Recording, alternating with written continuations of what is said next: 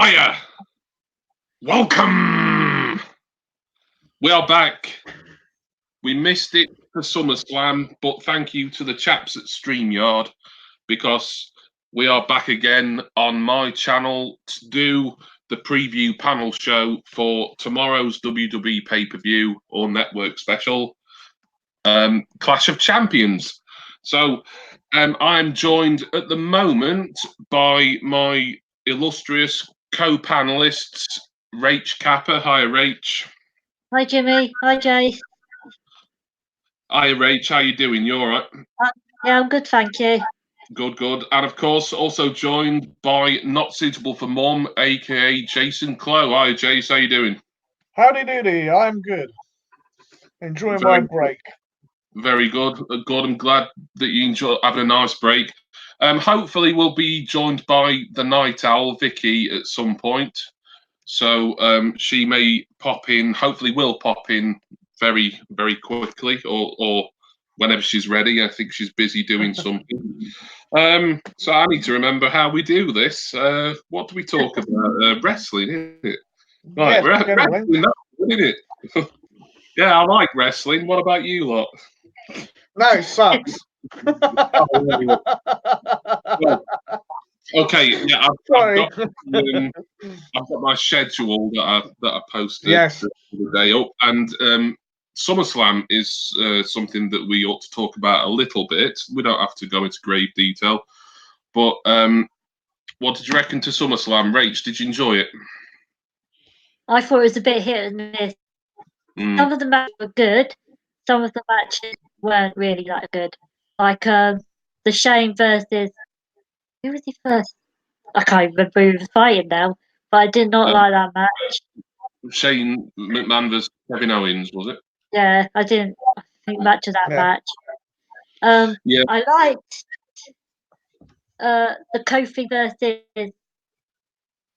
I can't remember both the Kofi fight again. Randy Orton. That's it. I've been a while since I've watched it, though. All right. I did like that match, but I thought overall the show was a bit hit and miss.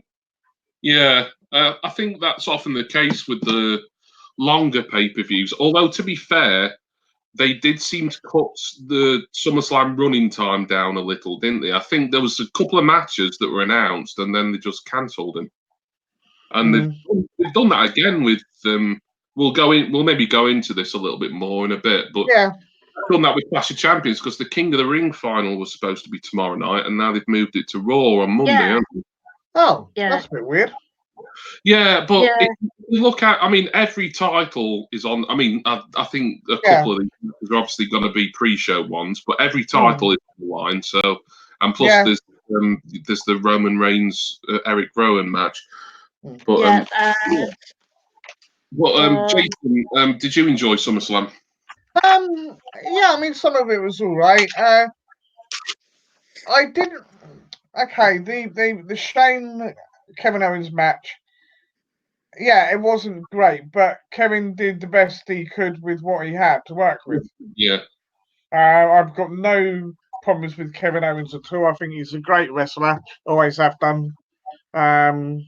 So, it was what it was. I don't think people expected a great deal from it. Kofi versus Ram, it was all right. I thought perhaps it was a bit weak for a SummerSlam, though. Yeah. In general. Because it's one of the big four.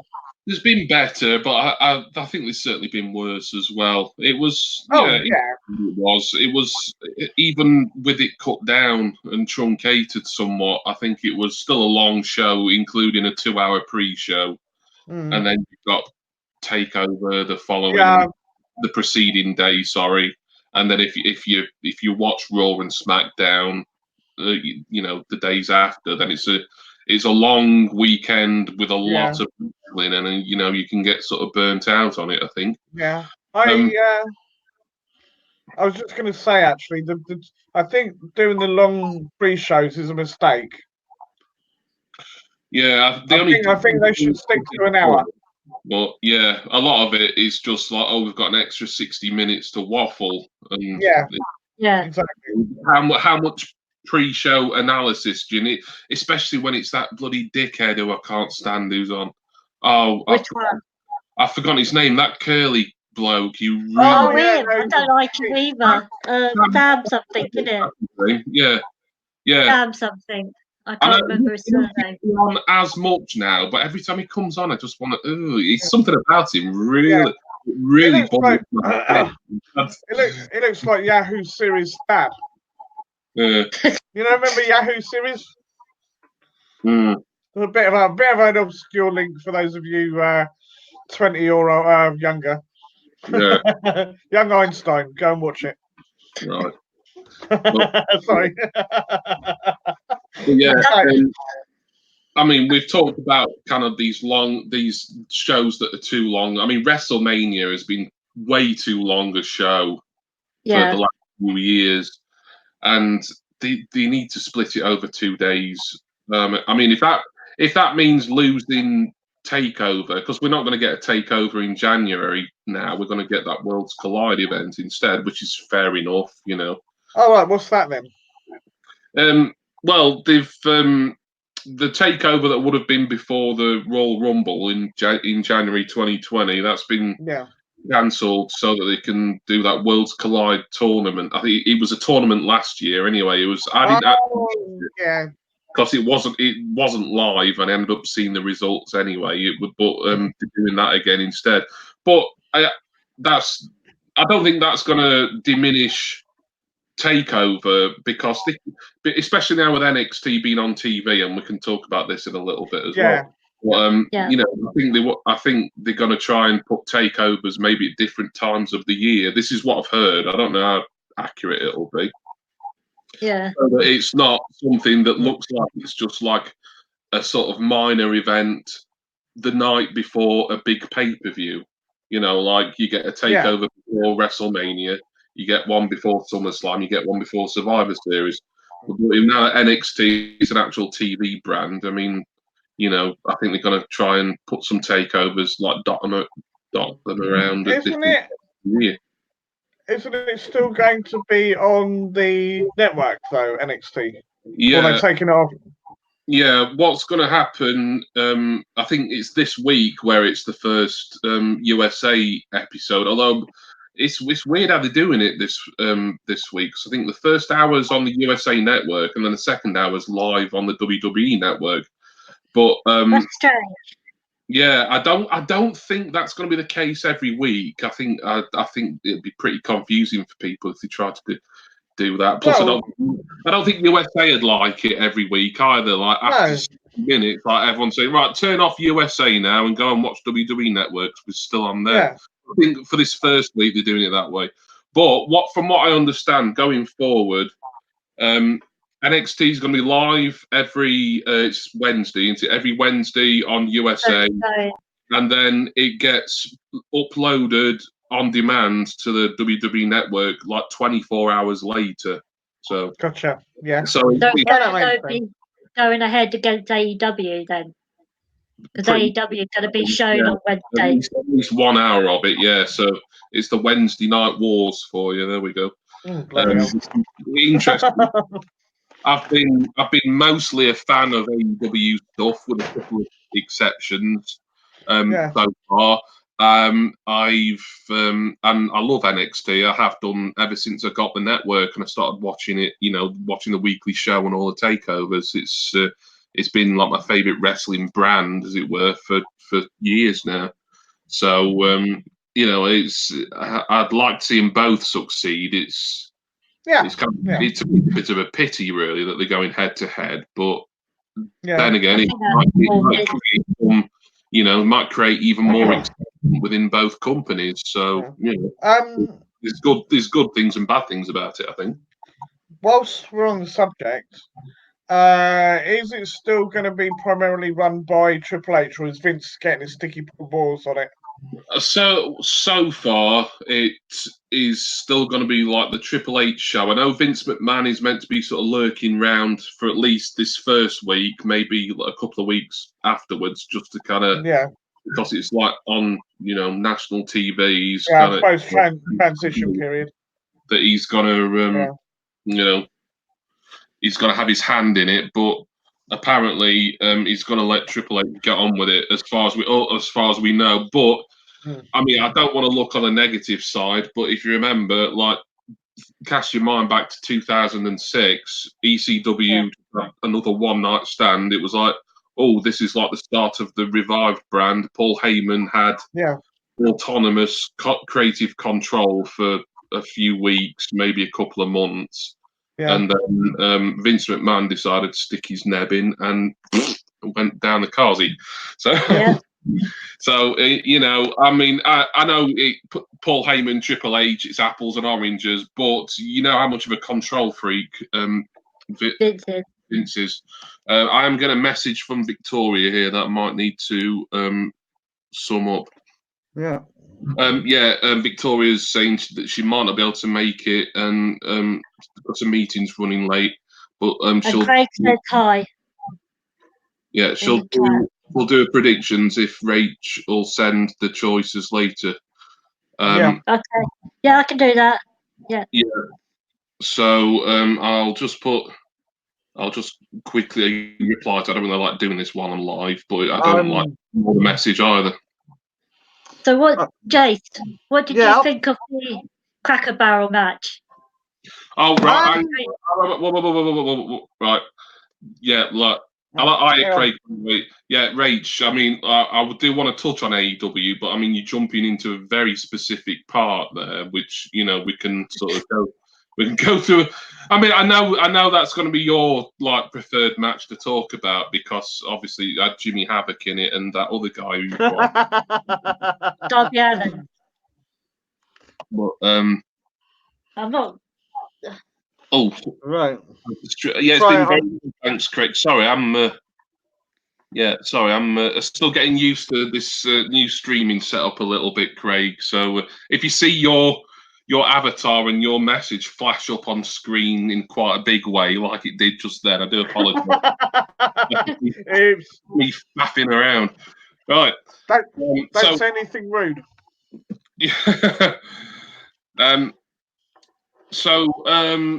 We were talking about NXT going to TV. I think overall it should be a good thing if A, B, and C happens, but it's just something we've just got to, you know, enjoy it as we enjoy wrestling in general on a week by week basis, really, and just see what happens. There's always going to be rumors and people, you know, going from one organization to the other, and there's also supposed to be another WWE draft soon, isn't there?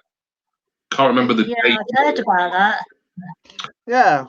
I think it might be the last week in September. I know it takes place over 2 days. I think it might start on the last SmackDown on USA and then finish on Raw, ready for SmackDown moving to Fox, I think. Hello, Ringo. Thank you for coming in. The stream's going very well. Very much. I am trying to bring up the chat. Bear with me. Yeah. But thank you, Craig and Ringo, for coming in and showing some support. I think it's just going to be the three of us tonight, unless Vicky can somehow make it in late on.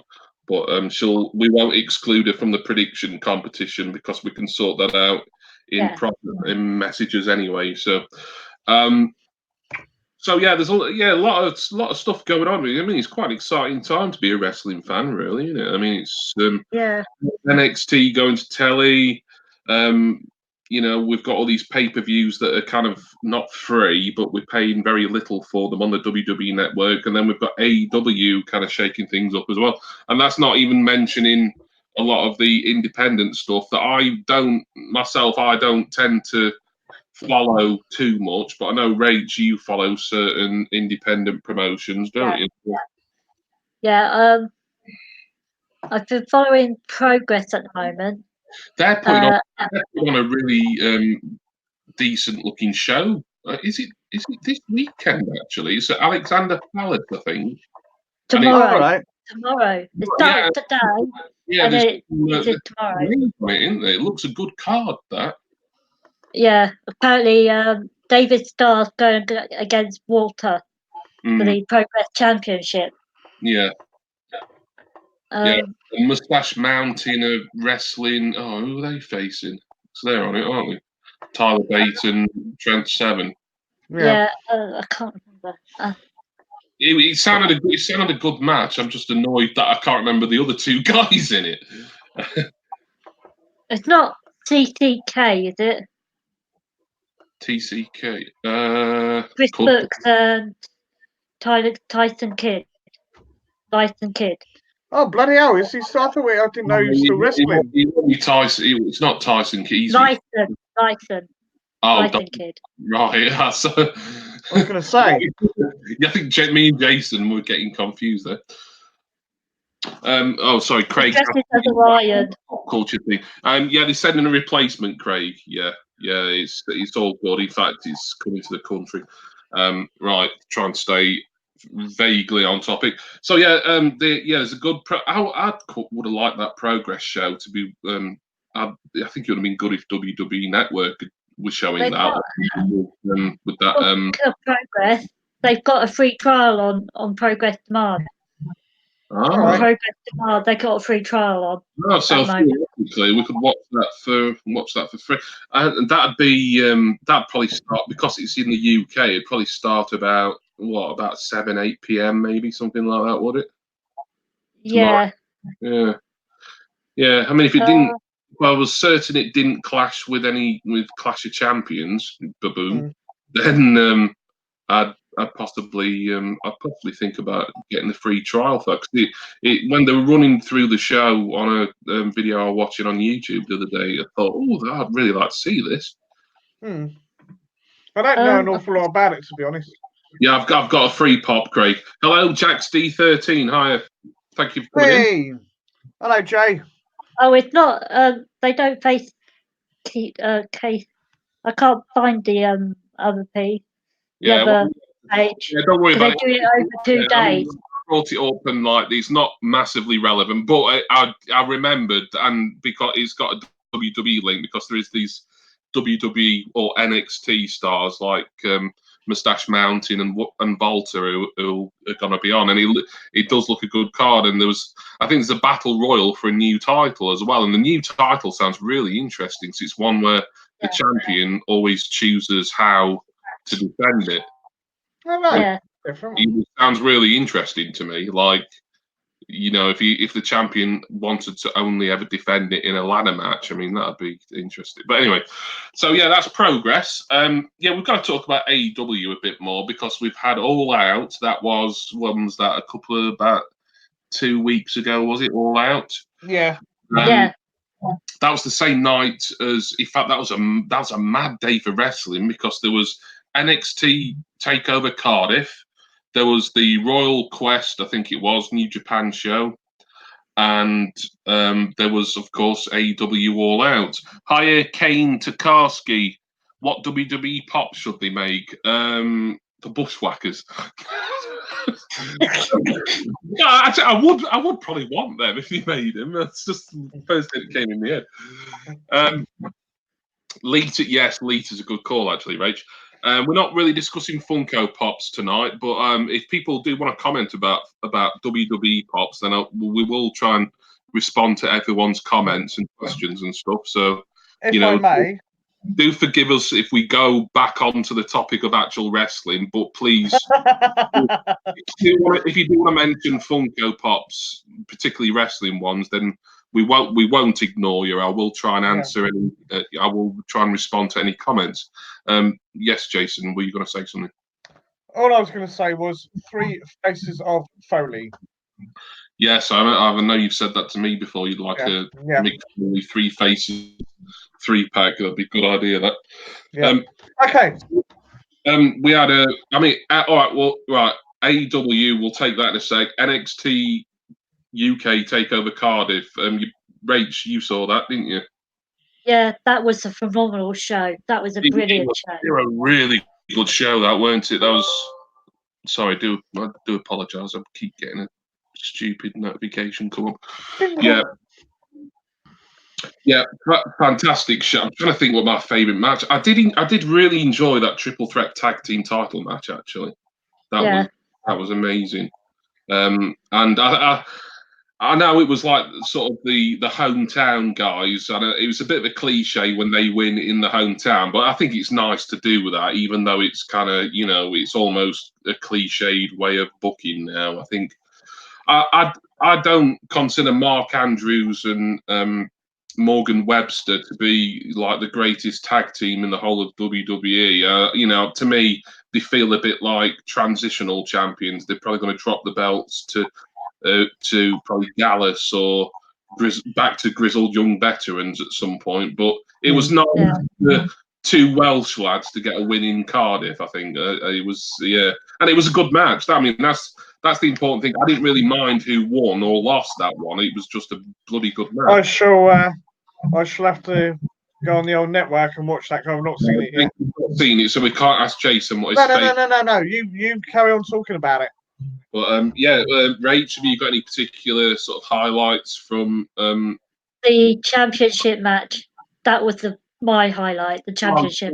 Yeah. I mean, Tyler Bate. I have to be honest. When I heard the main event when it was booked, Volta versus Tyler Bate, I thought, I don't know. I don't know if I want to see Tyler Bate in another title match. But then after watching that match, I'd forgotten just what a phenomenal performer he is. And it was like, oh wow, how did I doubt that this match would be anything less than exceptional? Thinking, it's like they've put Tyler Bate in kind of the tag division a little bit. It should be Volta versus, I'm trying to think of like a sort of fairly big singles baby face who isn't Pete Dunne. Dave Mastiff. Yeah, although obviously he was with Joe Coffey at the time, which that ran another crazy match. That was one of the best last man standing matches I've seen in a long time. That actually, I really. Yeah. So again, Jason. I mean, you do need to watch this show, mate. It was. Yeah, I will do. Yeah. It's where I'm on a bit of a rubbishy stream. It's a bit difficult to sit there and watch it. Yeah. Sorry, go ahead, Rach. It still amazed me how Tyler managed to pick up Walter and do that aeroplane spin. Oh God, yeah. Oh, and I just remembered another great man. He looked like he came across as a megastar, didn't he? Cesaro, just he came. I mean, we knew he was going to be there, so it was even though it hadn't been announced until there and then. We thought, he'll probably have a match. And just the crowd went ape shit for him. He just looked like the main eventer that obviously if you're Vince McMahon then you don't see any value in Cesaro. But he came into Cardiff and he was just so over. Massively. And the Cesaro spin that he did, there was about 40 of them, weren't there? I've always thought he was a good wrestler, old Cesaro. Pardon me, back when he was old Claudio Castagnoli in Ring of Honor. Yeah, he was good. He was good then. I think he deserves better than he gets, to be honest.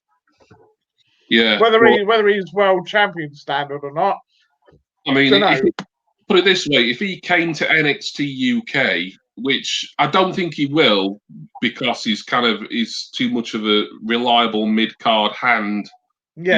On main roster WWE. But if he did, I mean, he'd be at that main event level on NXT UK instantly. He'd be like, when we're going to see Volta versus Cesaro or Pete Dunne. That would be good.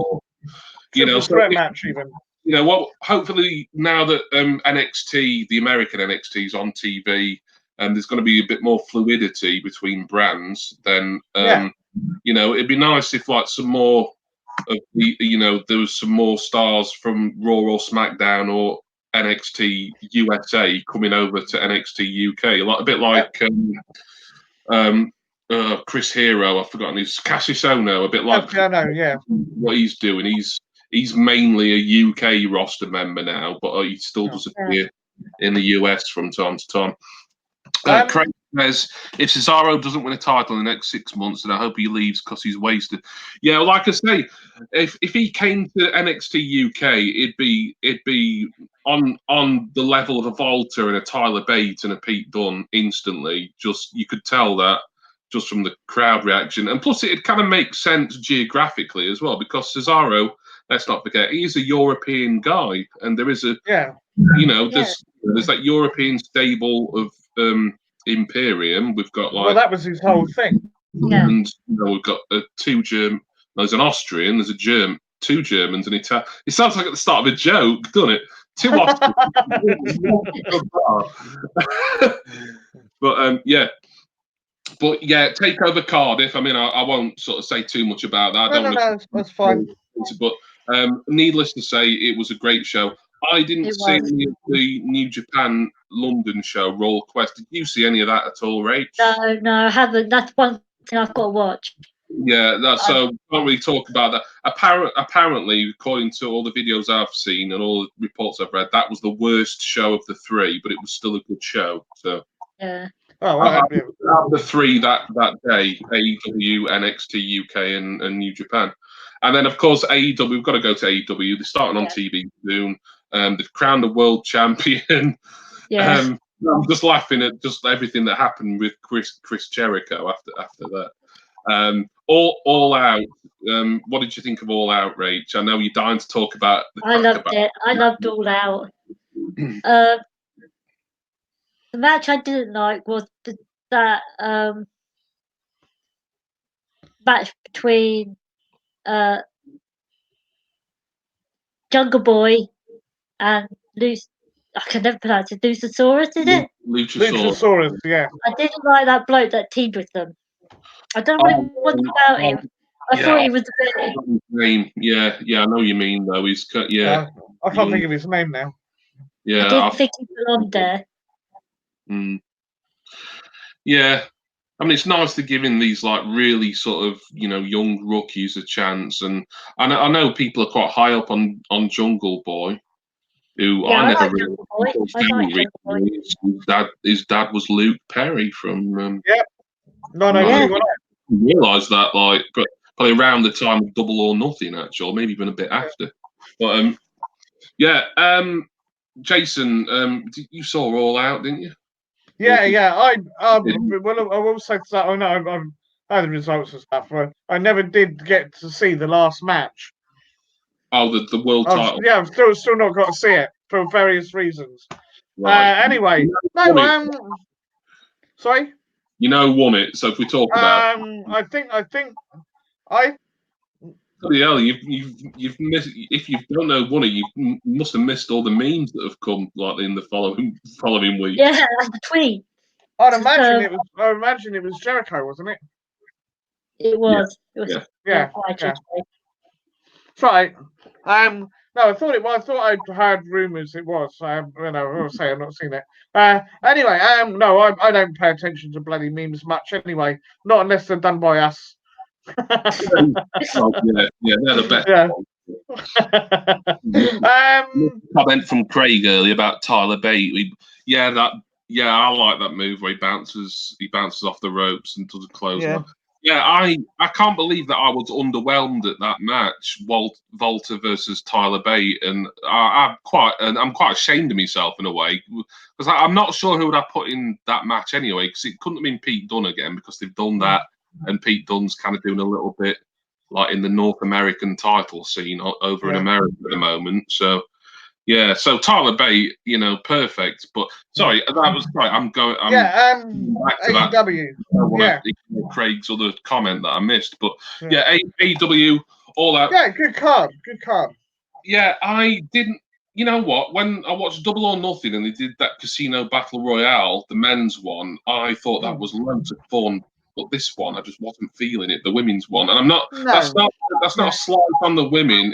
I don't know. It just didn't. It seemed really sort of clunky and confusing, and it did. Yeah, it wasn't. I think they need to kind of either sort the way they enter in that match out, or it's very confusing. I think they should do it how they do WWE do the Royal Rumble. Well, you know what they could do, at every certain point. Yeah, You know what they could do to keep with the casino theme? Instead of having the deck of cards, right? They have a casino wheel, so to speak. Mm. I don't know if it would work, how well it would work, because obviously you got. I understood the point of doing a casino themed battle royale when there was in Las Vegas, but and obviously they got over enough for them to think, oh well, we can do it in Chicago. But really associate Chicago with casinos and gambling, and B, like I say, this women's one, and that's not a slight on any of the performers in it. It just didn't work for me personally. It was kind of a bit of a mess, really. It was. Quite interested by the winner though. Nyla Rose. Yeah, and she. I've just thought of the challenger for the women's title's name, and it's just gone instantly. You know that thing where you like. Yeah, I know what you mean. I can't think of her name either. It begins with R, doesn't it? Rhea Priestley. No, not Brie Priestley. Riho. Not her, not Brie Priestley. Riho or something like that. Yeah, something like that. Yeah, because she's absolutely tiny, isn't she, Rio? I mean, Rio. Sorry, yes, I know who you mean now. I mean, beautiful lady, but like you look at her, it looks like a puff of wind would knock her down. And then you've got Nyla. With all due respect, she's one of the more larger in the women's division. There's only like maybe Awesome Kong, who's in fact, I don't know. I think there's probably not much in it between weight wise between those two, really. Yeah. But because I remember seeing her at she was at Double or Nothing, and I think she was also at Fighter Fest. Yeah, because there's one. Yeah, she was. It was Fight for the Fallen. I didn't get to see. I missed that for some reason. I can't remember why. But I've been really impressed with Riho so far, and I would like to see her become the first champion. Whether they decide to put the belt on her or Nyla Rose, I don't. Either is fine, really. But I mean that match. I think that match is going to take place on the first, the debut episode of the TV show. Yeah. I hope that Kong isn't there just as a supporting role, though. I hope they give her a due.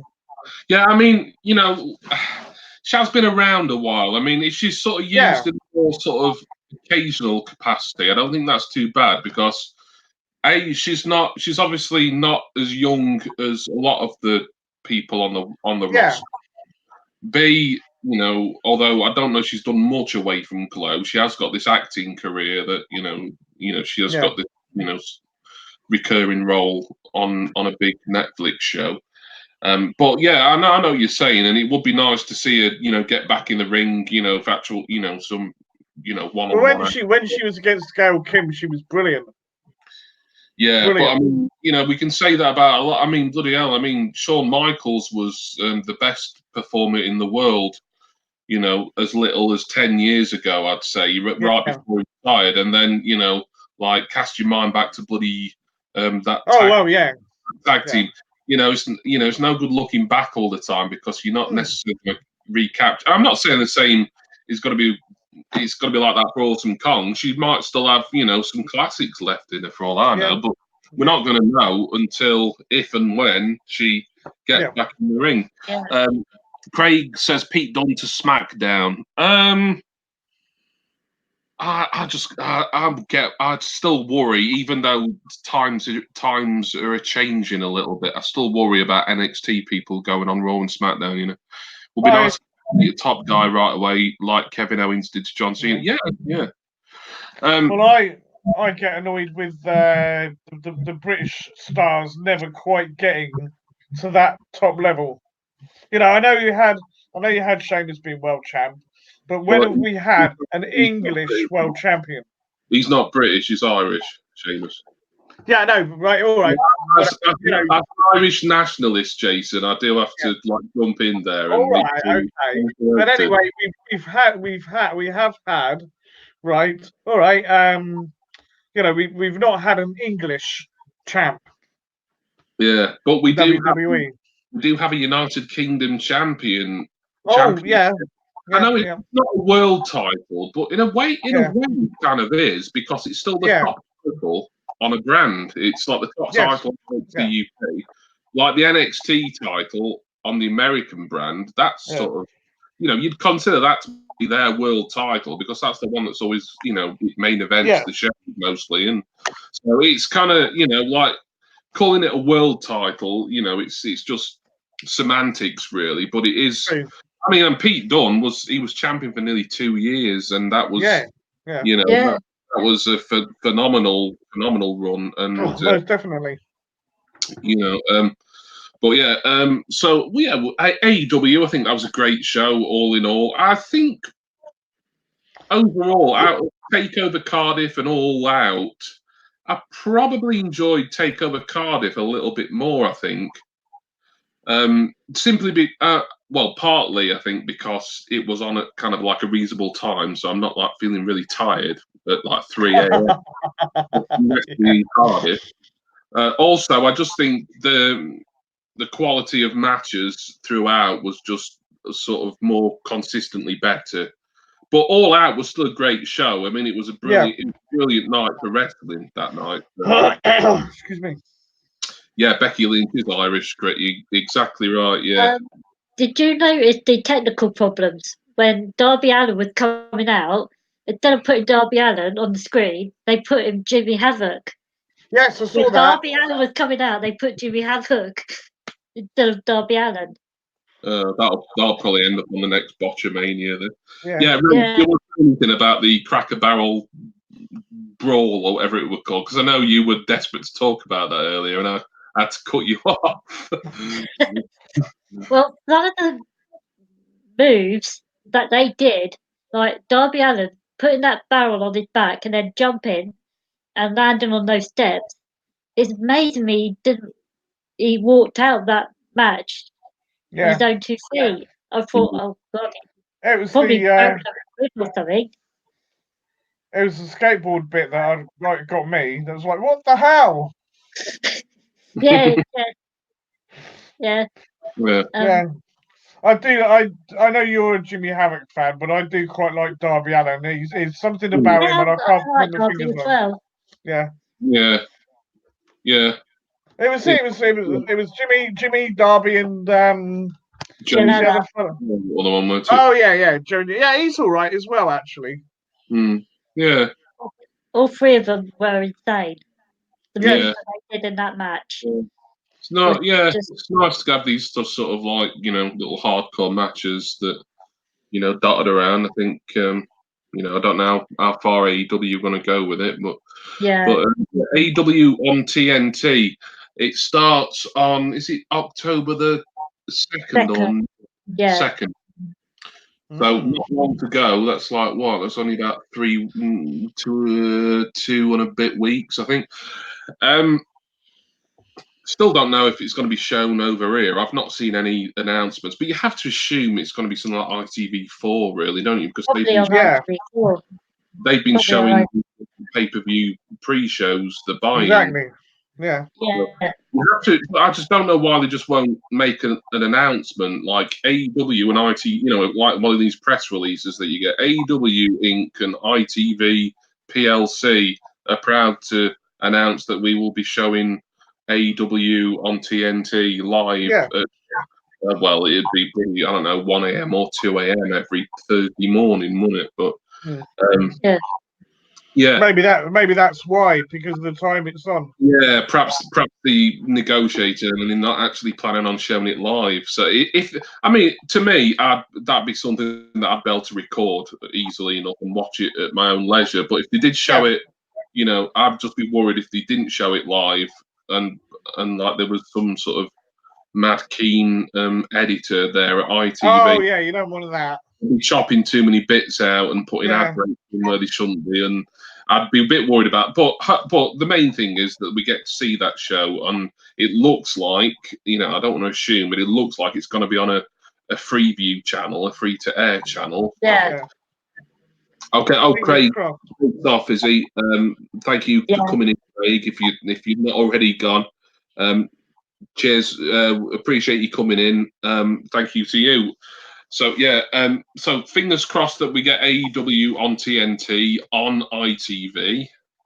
It'd be mental if they called it that, when they just like ITV decided to announce it as, and now it's AEW on TNT on ITV4. Yeah. If it works, Yeah. So lots to look forward to regarding TV and with regards to NXT and AEW, and then obviously SmackDown's moved to Fox. There's talk that SmackDown is going to become more like the A brand rather than Raw, which I don't know how accurate that's going to be, but I'm not sure how I feel about that.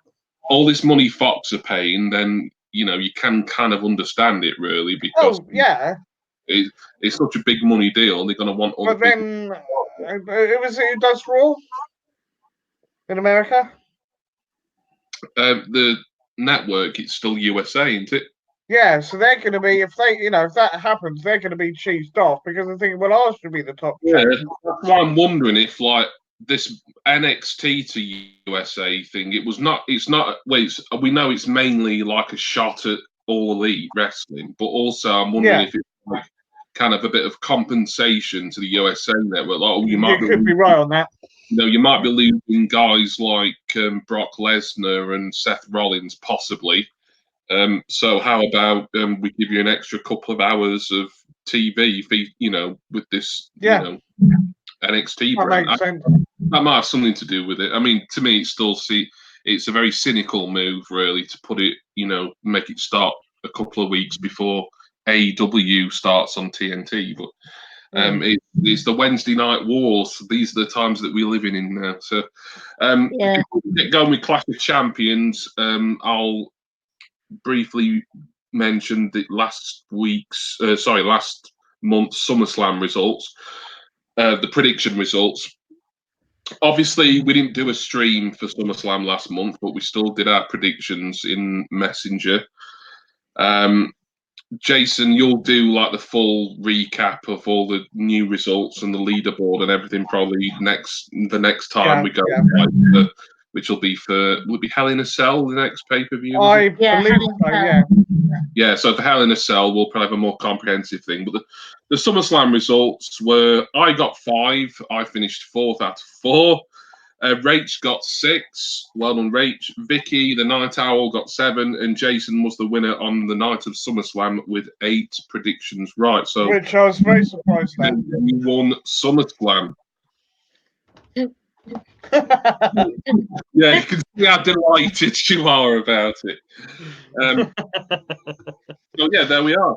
So we've always talked a lot about wrestling. I mean, we've had nearly 45 minutes just talking about everything that isn't Clash of Champions. So we need to get started on Clash of Champions. I don't think Vicky's going to be able to join us by the look of it, but she'll give us her predictions later on. But we can do our predictions now. We'll take it how we always take it. Rach can run through the matches in whatever order that you want to, Rach, and then we'll discuss them a little bit and then make our predictions. Right. The first match I got written down is the United States Championship between AJ Styles and Cedric Alexander. Yeah, US title. I think this was one of the more recent matches that was announced. AJ Styles versus Cedric Alexander. Cedric Alexander, I've heard, is someone who Paul Heyman, being like the head writer on Raw now, is quite high up on. Rach, Styles versus Alexander. Does this match speak to you at all? I think the Luke Gallows and Anderson were going to get involved. I don't think it's going to be a clean-cut match, even though AJ will try and beat. But then I've heard that Cedric Alexander might have someone backing him up. So it's hard to tell. I don't think the belt's coming off AJ. I think AJ's going to retain with the help of Luke Gallows and Anderson. Yeah. Rage picks AJ. Right. Before I go to you, Jason, because I know you normally write people's predictions down, but I'm assuming you're not able to, or you can't do that. Well, I mean, if you want me, I can do it. I thought I know Rach the pen. As long as Rach gets them back to me, and then I can go over and break it down on Sunday.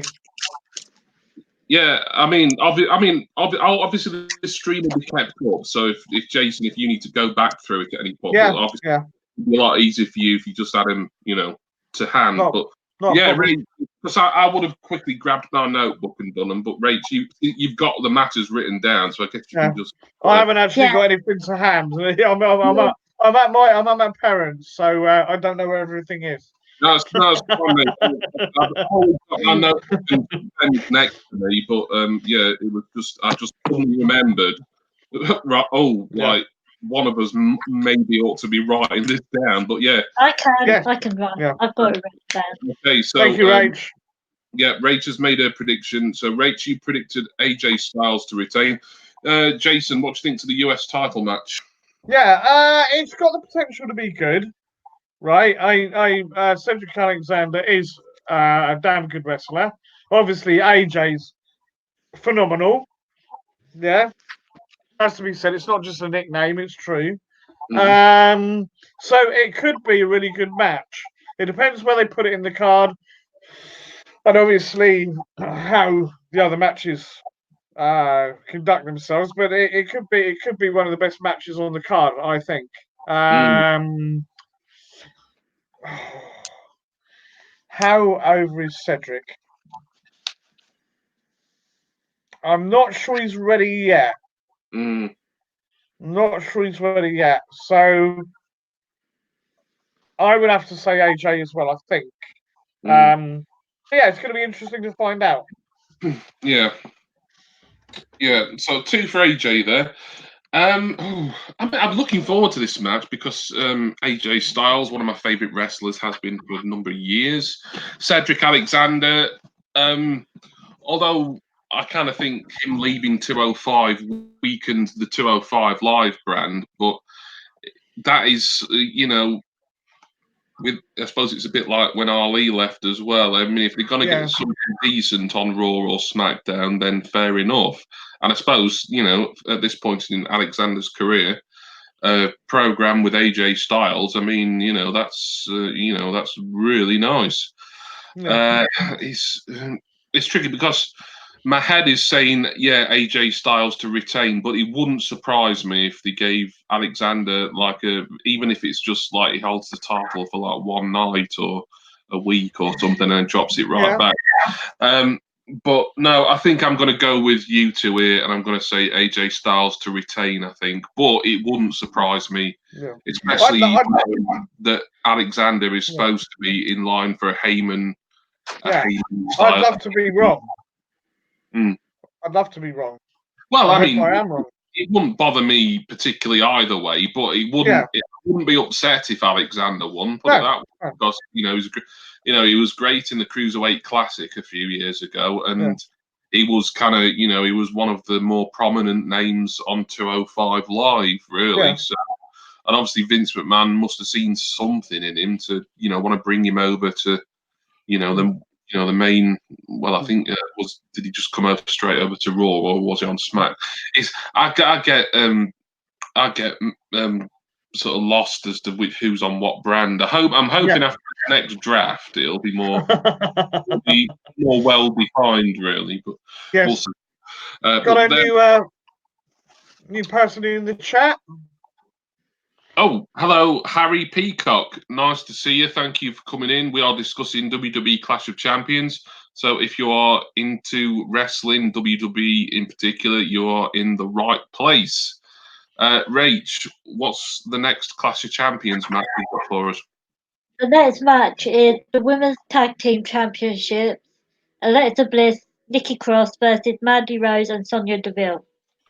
I forgot all about this, man. I forgot. I didn't even realize. I mean, actually, it speaks how badly the women's tag titles have been booked. Really. In the fact that I forgot they existed briefly, and but it makes sense with all the titles being on the line for them to have a women's tag title match. This was just one that I didn't even know had been announced. So yes, it's Nikki Cross, Alexa Miss Bliss. Need to be careful versus Sonya Deville and Mandy Rose. Rach, what are your thoughts on this one? Well, like you, I didn't even know these belts still existed. I thought they got rid of them ages ago. I think, as there's been no hype for it, I think Sonya and Mandy will win this match, mainly because I don't see there's not many women's tag teams in the WWE at the moment, so I think Sonya and Mandy will win. Right, okay. Rach is picking potentially new women's tag champions. Jason, what do you think to this one? Yeah, it's the whole women's tag thing has been a bit of a mixed bag. They took the titles off of Bayley and Sasha far too early. Yeah, agreed. The Iconics they did naffle with. So I kind of like. I know it's all going to blow up in our faces and all the rest of it because it's who it is. But Miss Bliss and Nikki Cross, I think make quite a good team. It's giving Nikki a good push, right? Trying to get her up to that next little bit. And if they do have a program against each other later on, that'll be good for Nikki as well, I think. Onto the match in hand. Yeah, there's not been a massive build-up. I saw like the last couple of episodes of Raw and SmackDown, and they've sort of pushed it and they got a win over them and blah blah blah blah blah. But it's all sort of very formulatic. How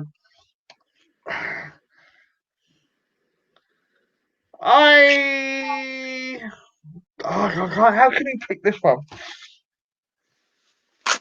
I'm going to go the opposite. I'm going to go Nikki and Miss Bliss simply because they're doing a good job of it so far, and yes, Mandy and whatnot are doing all right, but I don't think they've elevated them up enough yet. No. Give them a bit more push, right? Get them, even if it's singles matches here and there, get them together with the tag matches, and see where it leads. But they need to do something drastic with that league, otherwise it's just going to fall flat on its face. Yeah, exactly. I've not got an awful lot of thought regarding this particular match simply because I'd forgotten about the women's tag titles and that with every title being on the line, I should have realised that there would be a match, but the women's tag team championship division has been such a damp squib for me. It's easy to forget that it's even existed. It started out promisingly. We had that great Elimination Chamber match. Bayley and Sasha with a perfect pick. I remember saying way back in one of the early panels, they seemed the ideal first ever women's tag team champions, but they were, like you said, Jace. The titles were taken from them way too early. They should have won at WrestleMania, I think, and then maybe built the Iconics up a bit more following that, so that when they eventually did take the titles from the Boss and Hug connection, as they were called, then it would mean something. But the women's tag division, for me now, it's looking like something it's just something extra we can tack on to this so-called women's revolution or women's evolution that we've been crowing about the last few years. This is the last piece in the puzzle. But now that they've done it, it's like, well, we don't really care about it. And I'd like, well, I wouldn't like to say, but you can't even say that the men's tag divisions are much better because they're not really. No. It's in some way, they still get more TV time, but I think generally tag team wrestling as a whole on Raw and SmackDown, I'm not including NXT in this, is kind of moribund now. It's pretty dead. Vince McMahon. It's a shame. And that's for the men and women. But like if you go to NXT, and we were talking about the NXT UK tag team title match earlier, that was a brilliant triple threat match in Cardiff. And the NXT, there was a recent title change on NXT US with Undisputed Era beating Street Profits. That was fantastic. So there is good tag team divisions and tag team championship matches in WWE. You just have to look away from Raw and SmackDown, where it's all pretty much the truth. Really. I'm still quite behind Heavy Machinery. I do enjoy them. Yeah. I mean, I think they had like at least one or two pay-per-view matches earlier in the year, didn't they? But for me, they never felt like, they're definitely going to win the belts. No, but it adds a bit of excitement to the tag division. Yeah, and it needs it. It needs it.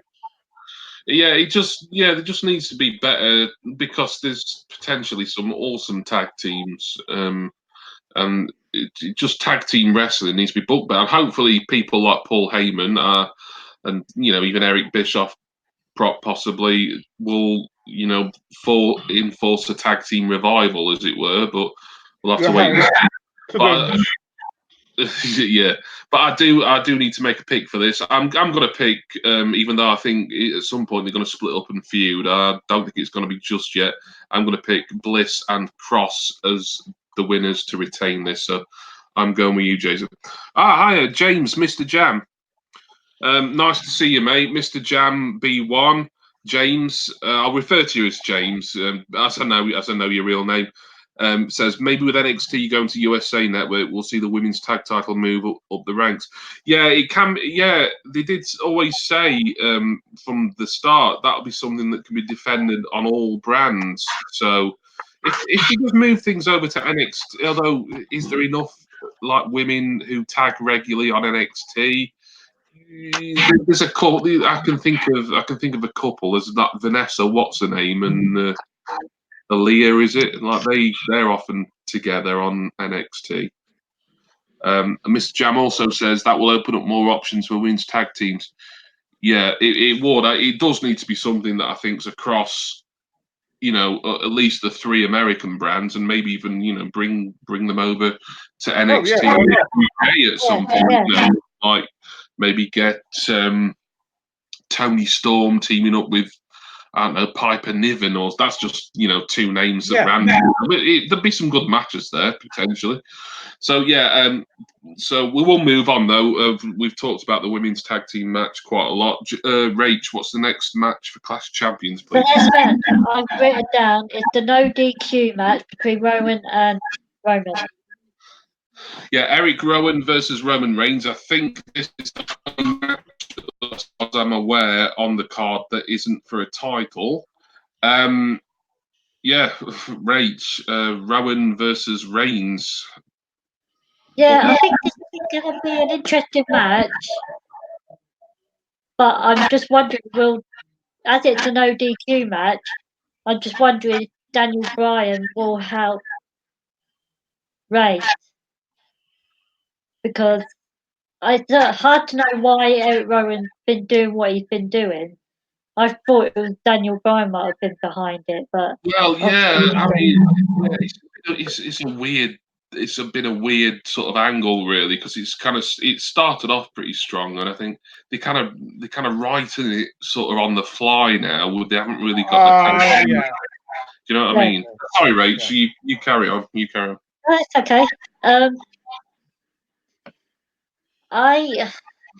Because I've only been watching the clips on YouTube, I haven't been watching SmackDown or Raw solidly.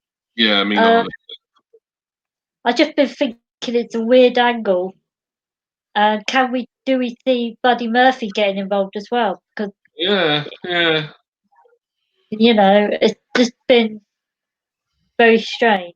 I think they're trying to recreate.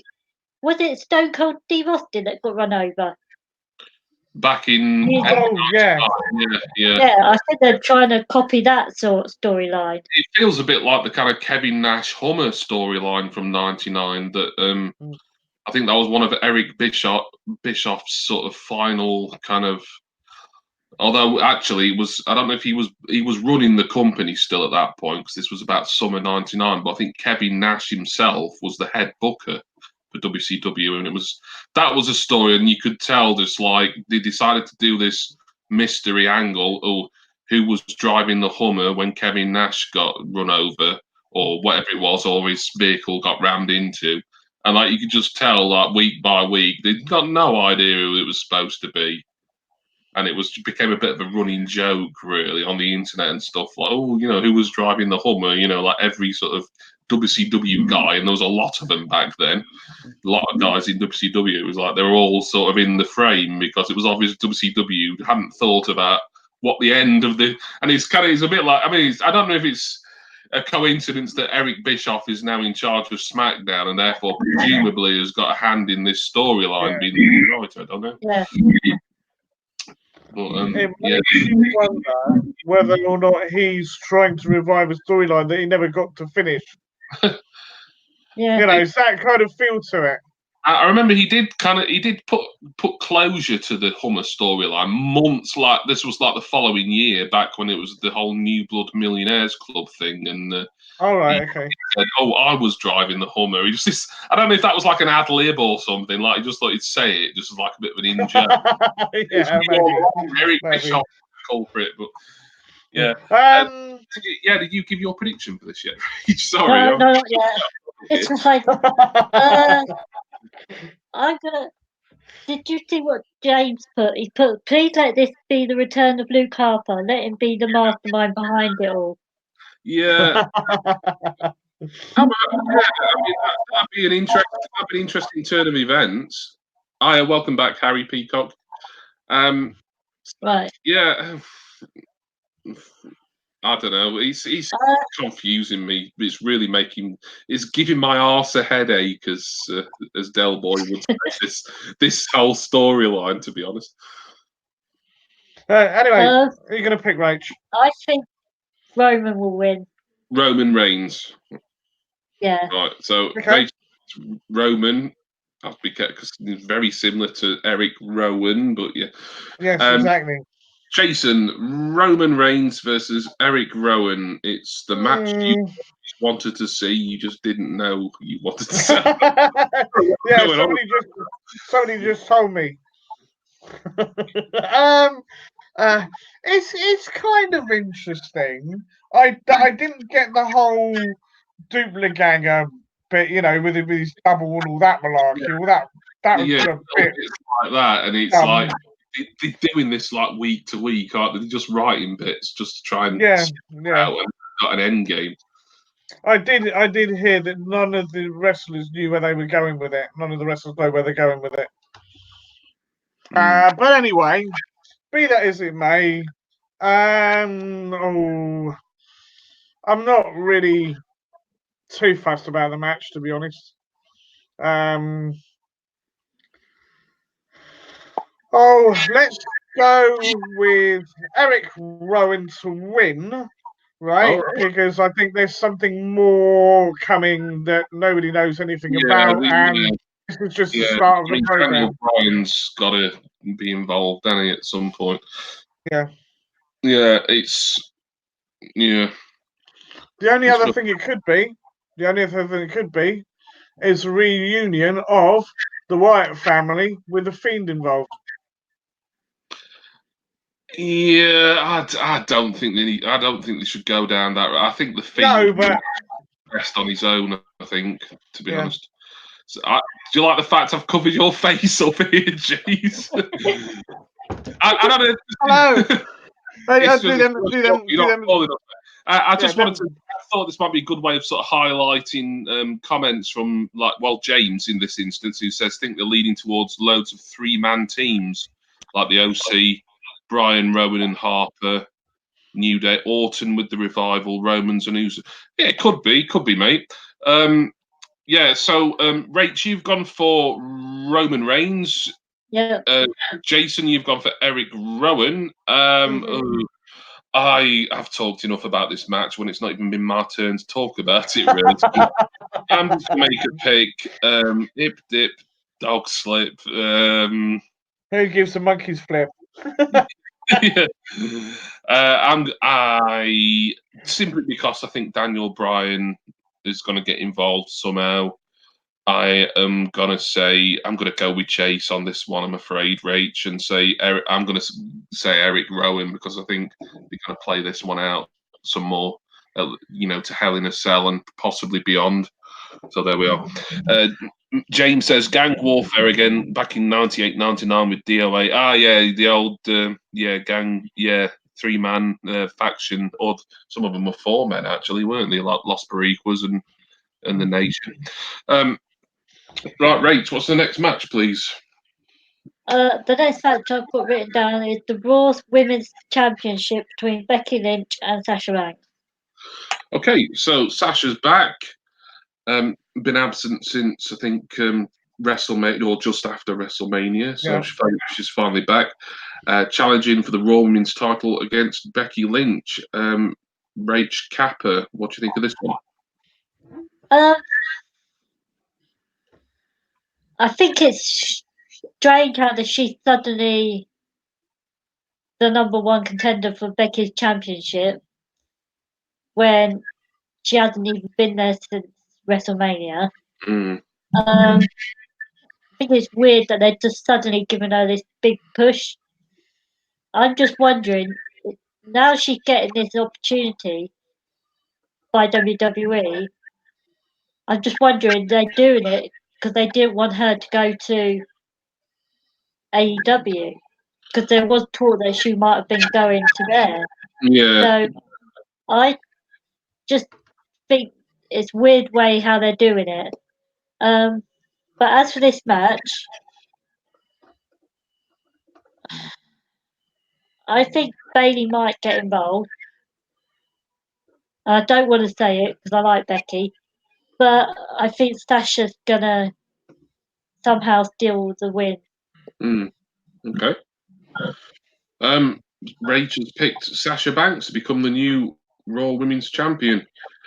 Jason, what do you think of this one? Yeah, I mean, similar to what Rach was saying, there's the whole story. Nobody knows quite whether it was a work or not of Sasha supposedly leaving because she was fed up about the tag team champions, or whether she was genuinely taking a break, which I suspect is the case. So they obviously wanted to put her in back up the top because she's one of the 4, and you have got this potential now with, if you like, 2 different sides, haven't you? Because you've got Becky and Bayley on one side, and okay, they're not together as such, but Charlotte and Becky on the other. Yeah. So it's where they're going to go with that. I would like to think what they're going to try and do is make Sasha and Bayley the top women on their respective brands, but also working together. So I think I'm going to go with Rach, and I'm going to say Sasha Banks for the win. I think it's time for a title change anyway. Yeah. I mean, Becky's been champion since WrestleMania, and exactly. I mean, the bollocks with Seth Rollins notwithstanding, I think she's been a decent champion.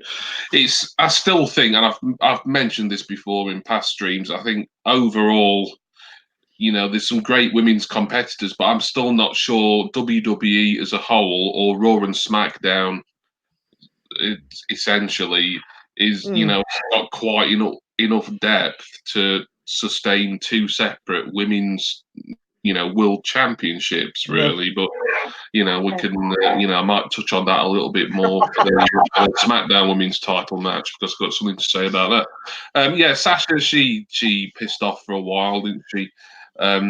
Seemed to be pretty unhappy. As for the AEW rumors, I don't know what her contract situation is. So if she was under contract for quite a while, she would have just had to do a Luke Harper, I guess, and stay at home. But she obviously came to terms with coming back onto TV and getting this big push. And like Rach, you're exactly right. From a sort of continuity point of view, or even from a sort of sports oriented point of view, if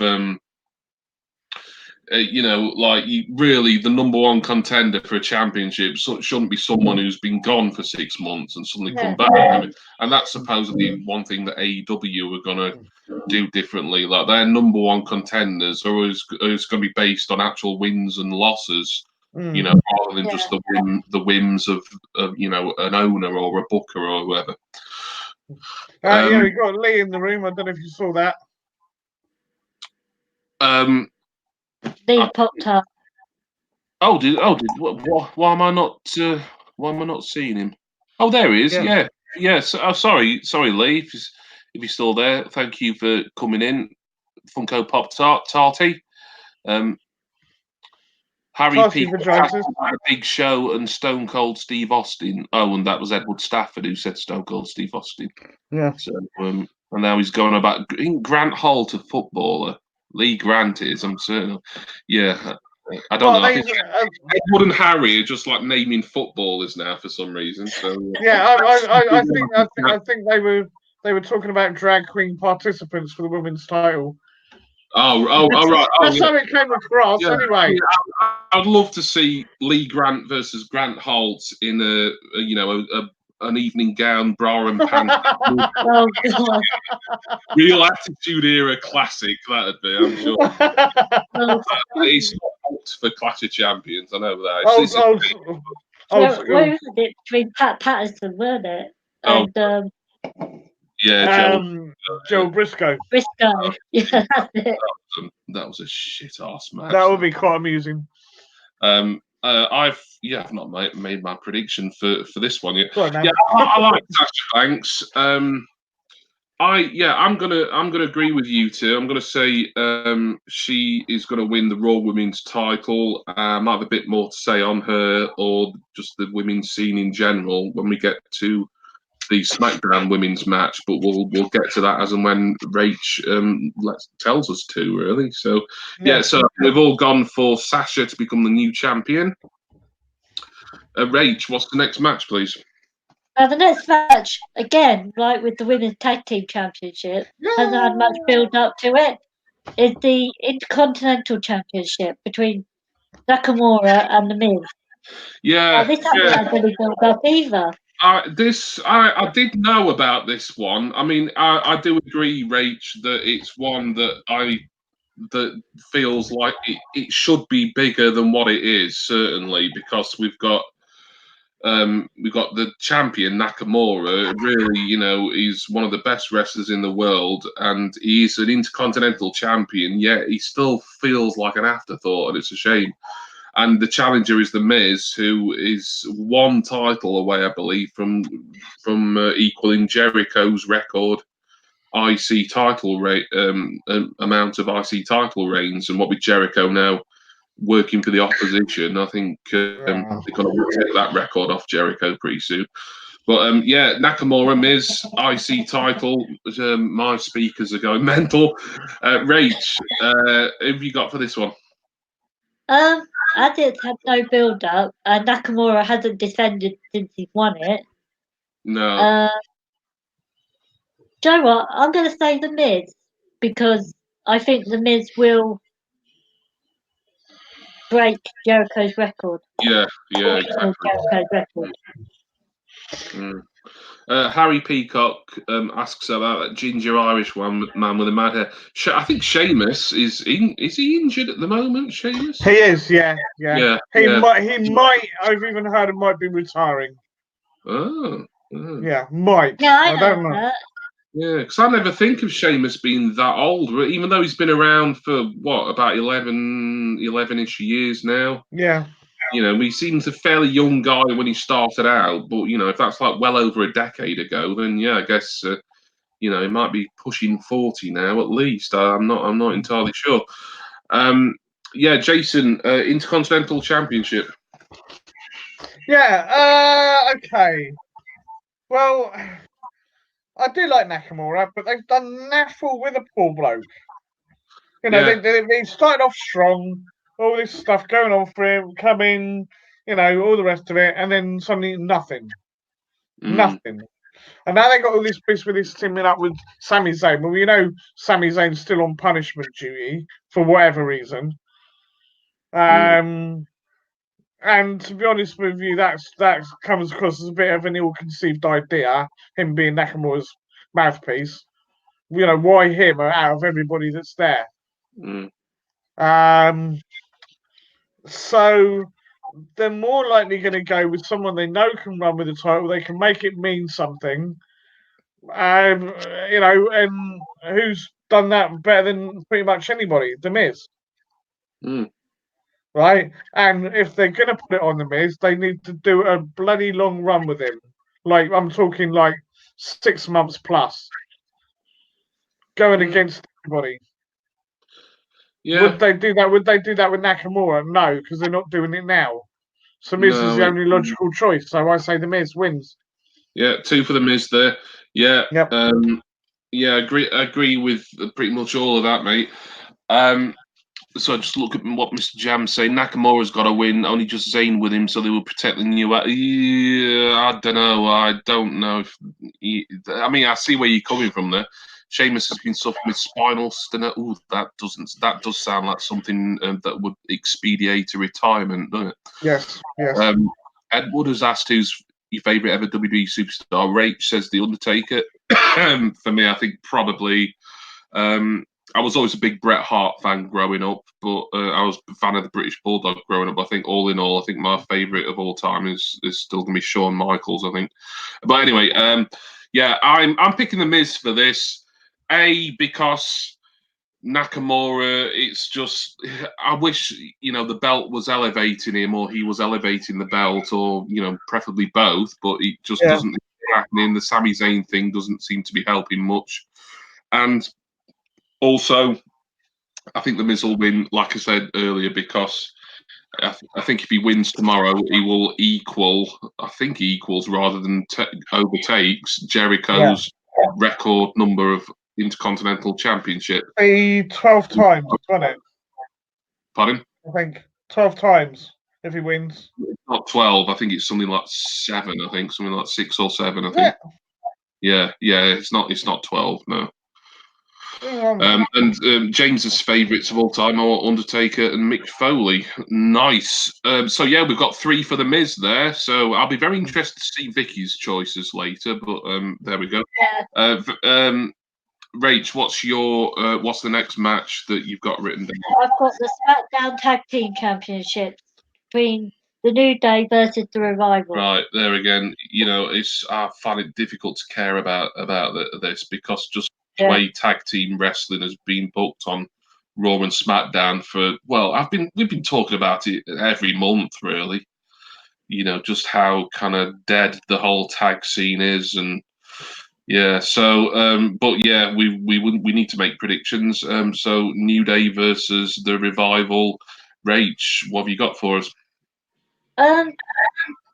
Like I say, I haven't been watching SmackDown, so I don't know too much about it. For some reason, I think Randy Orton's going to cost New Day this match. I don't know why, because he seems to be going after Kofi. So what's more logical to get Kofi right under Kofi's skin by screwing over Biggie and Xavier.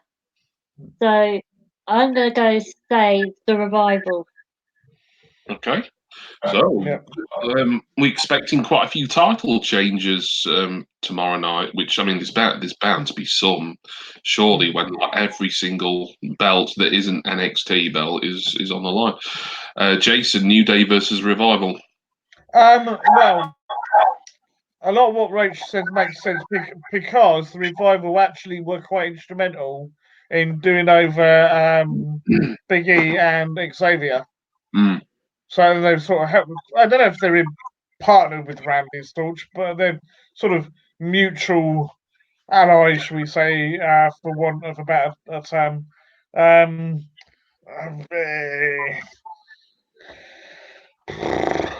Well, Revival. Right, okay. Yeah, short and sweet. James, Mr. Jambi1 has said Revival. They think they will give Orton and Revival all the titles. Yeah, possibly. Add someone to the group, do a Horseman type group. Yeah, or even like sort of it could be like almost an Evolution Mark II, really, in a way. Although it would have more of a Horseman vibe to me than Evolution because obviously the Revival reminding me of kind of the old tag team of the Brainbusters. They just remind me of Anderson and Blanchard quite a lot. Whereas there wasn't really a full-time tag team in Evolution. What I know, Batista and Flair used a team from time to time. I think they won the tag team titles or at least once anyway. Whether Muscle or maybe Cesaro is his kind of old school wrestler too. Yeah. Although, like I said, I would say, I think this was before you came in actually, James. Cesaro just absolutely you made Cardiff explode during Takeover a couple of weeks ago. That was he just got a phenomenal reaction. Cesaro did he just seemed like such a big deal, I don't care about this match. I'm sorry. I wish I did. Yeah, but I don't. I've got to pick. I'll go with Rain here, even though it's quite possible that Randy Orton could interfere. I'm just gonna say the New Day, Big E and Xavier Woods to retain. But I can see either result happening, and I don't really care either way, and that's a bit of a pity, really. Right, Rach, what's next for us? The next match I got written down is the triple threat match for the Cruiserweight Championship between Drew Gulak, Humberto Camilo, Humberto Carrillo, and Dorado.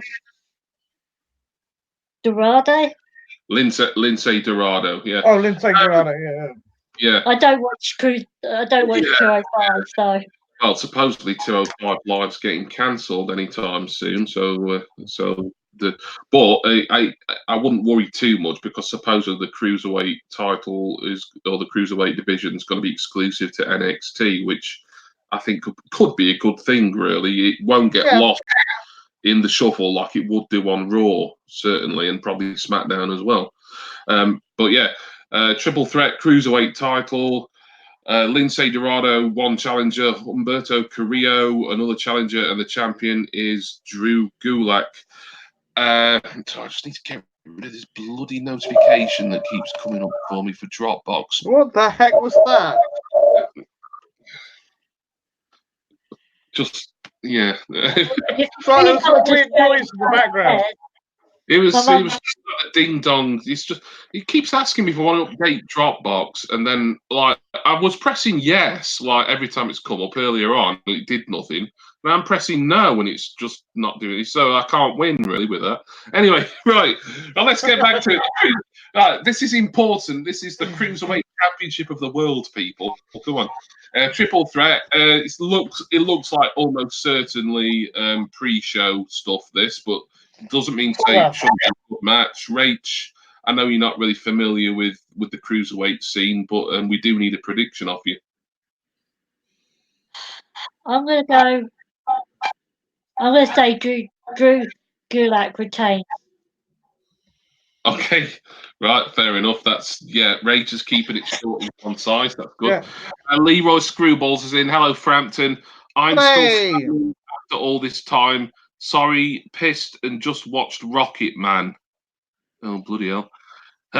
Oops, my arse exploded. Just popping in, say hello.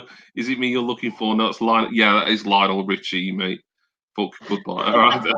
Wonderful stuff there from the Mitch Buchanan of Herne Bay there, Leroy. Yeah, David Hasselhoff had moves as well, Leroy. So not that I can talk, but there we are. I'm not the one trying to be a lifeguard. James says you can see Cesaro being one of the guys who goes to edit. Yeah, I'd like to see him in NXT UK. Like I say, I said earlier, brilliant matches with people like Pete Dunne, Volta, Tyler Bate. The guys at Gallus, there's just the possibilities for underutilized people like Cesaro are endless. Anyway, back to the Cruiserweight title match. Jason. I've not really been following it, to be honest. So I've kind of heard of this. Was it Humberto, whatever his name is? Humberto Carrillo, yeah. Yeah, Humberto. I've kind of heard of him. I think I did see him wrestle a couple of times. I think he's okay. Whether he's that level yet, I don't know. Lindsay Dorado, I do like, but he's part of the Lucha. Was a Lucha House Party. So I get confused with them and the Lucha Brothers on AEW. AEW's Lucha Brothers are far superior. Anyway, be that as it may, let us go for Mr. Gulak. Okay, because he hasn't had the title. He hasn't had the title for long, so 2 for Gulak.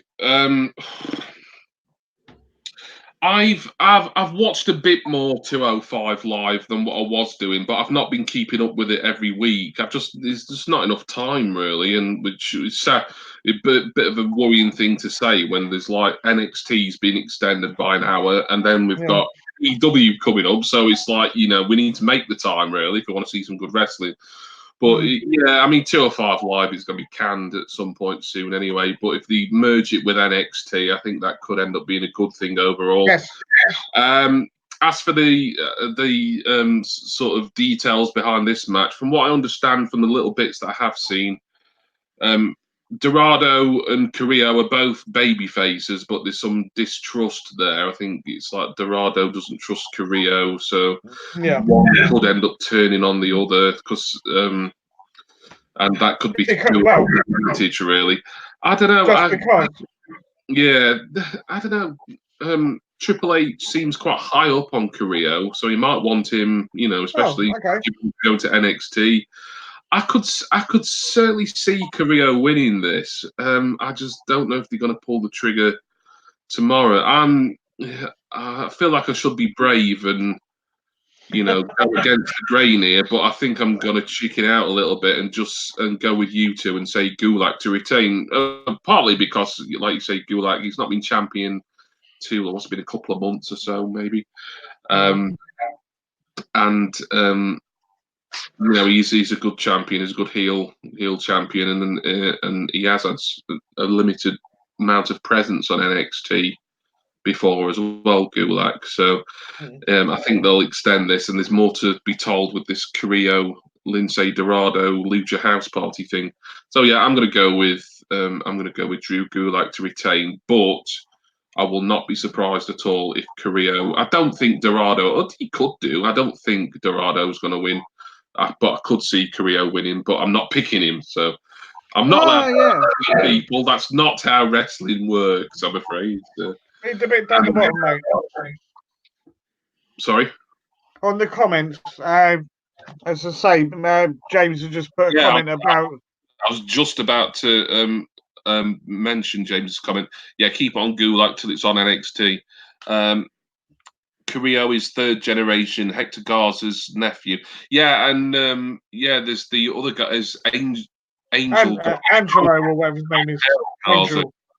Yeah, he's like his cousin or someone, so they could end up being a nice little team in NXT when that merger happens. So yeah, Rach, next match, Clash of Champions, please. WWE Championship between Kofi Kingston versus Randy Orton. Right. WWE title. Kingston, who's been champion since WrestleMania, defending once again against Randy Orton. Rach, what have you got for us with this one? Like I said with the tag team championship, I think the Revival are going to get involved in this match. Like I said, Randy's already made it personal by bringing up Kofi's family and just doing everything to get under Kofi's skin. I think, I don't want to say it, but I think Randy's going to win the championship with the help of the Revival. Right. Okay. With another title change. Rach is expecting a lot of title switches tomorrow, and it could certainly happen. You know, I hope one of us is going to get a clean sweep on one of these pay-per-views one of these days. Well, to be fair, I hope it's going to be me because obviously I want to win the competition at the end of the year. But you know, give me a second. I have a visitor. Oh, Jason! Just as we were about to throw it to Jason as well for the and then they called it the women's title match then, but the WWE title match.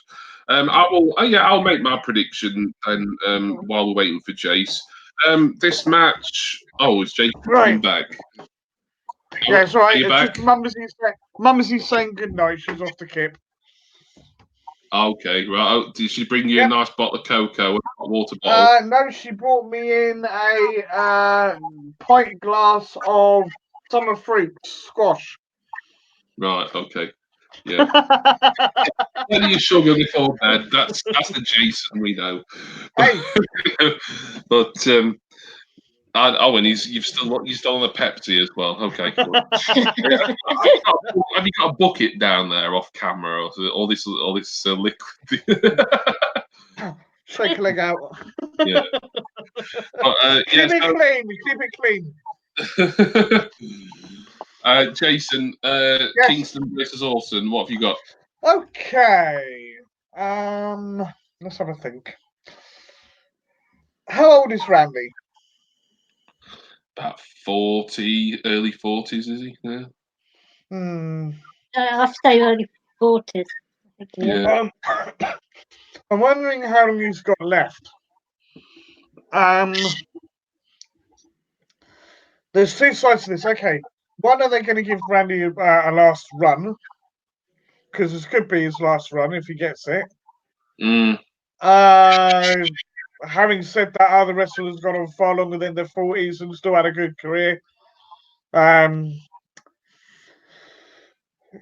then the other side of it is, are they trying to give Kofi even more of a legitimacy by beating Randy twice?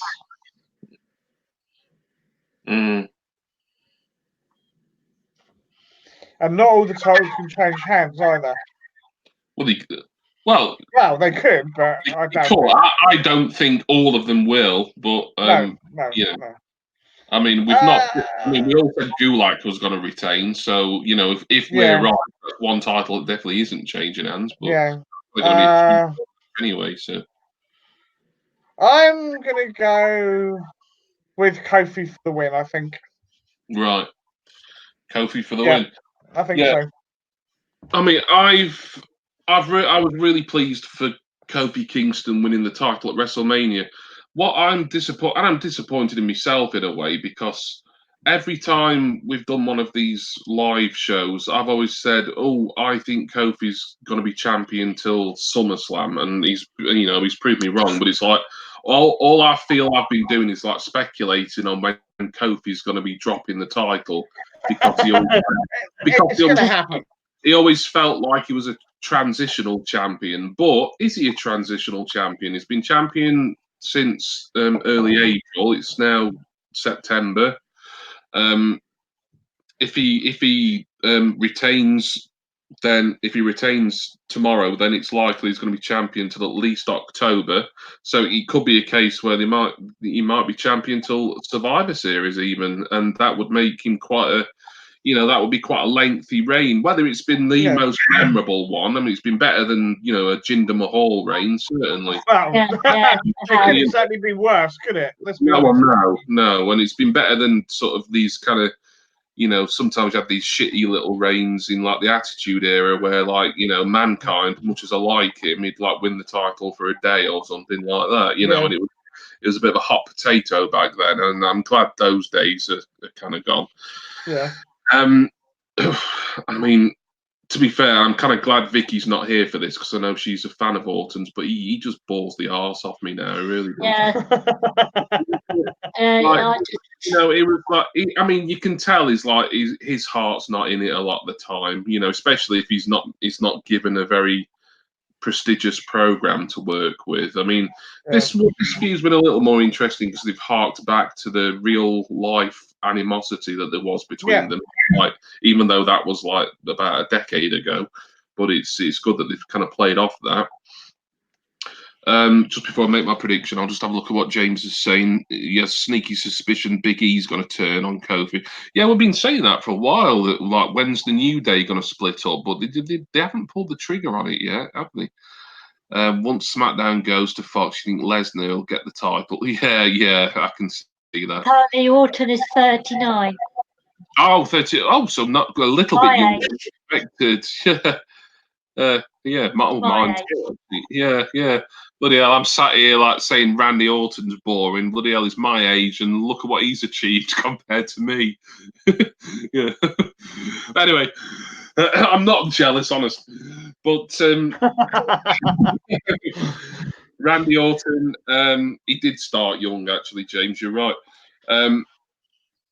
He just doesn't interest me as a main eventer. I think I'd like Orton to be in that kind of legend position now, a bit like what the Undertaker's in, where we see him every now and again, and it makes him a bit more special. But I suppose Orton, he's not got. I know he has had a couple of injuries over the years, but he's not really had a bad injury for a couple of years at least, I think. So I suppose Vince McMahon is going to, run the horse, until it falls over, sort of thing with Orton. If he's still good to go, then he can work full time and do all the house show circuit and everything. Whereas for me, Randy Orton's just been a presence on WWE programming for so long without his character changing very much. There's been little changes, but throughout the years, but nothing recently. I just don't really want to see him in, certainly not in kind of world title programs. And I just find him pretty dull and meh now, and that's why I'm hoping. I wouldn't be surprised if he gets another title. He gets another title run. What do you want to see Randy Orton as your SmackDown champion on? Going into the Fox era? No, I don't personally. And I'm going to go with the optimist in me and say that Kofi Kingston will retain somehow. But yeah, there could well be interference or some sort of turn or whatever. We just have to wait and see. But I'm picking Kofi Kingston for this one.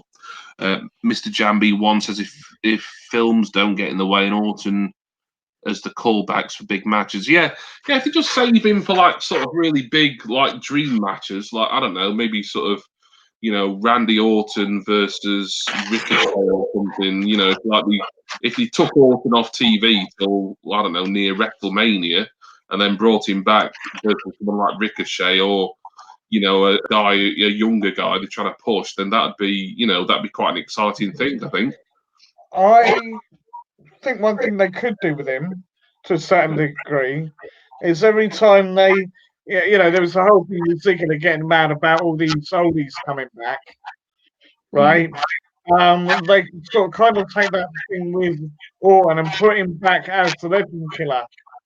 So anytime they turn up, he's out there whooping ass or whatever, and taking a few names, and because some of them legends do still wrestle now and again.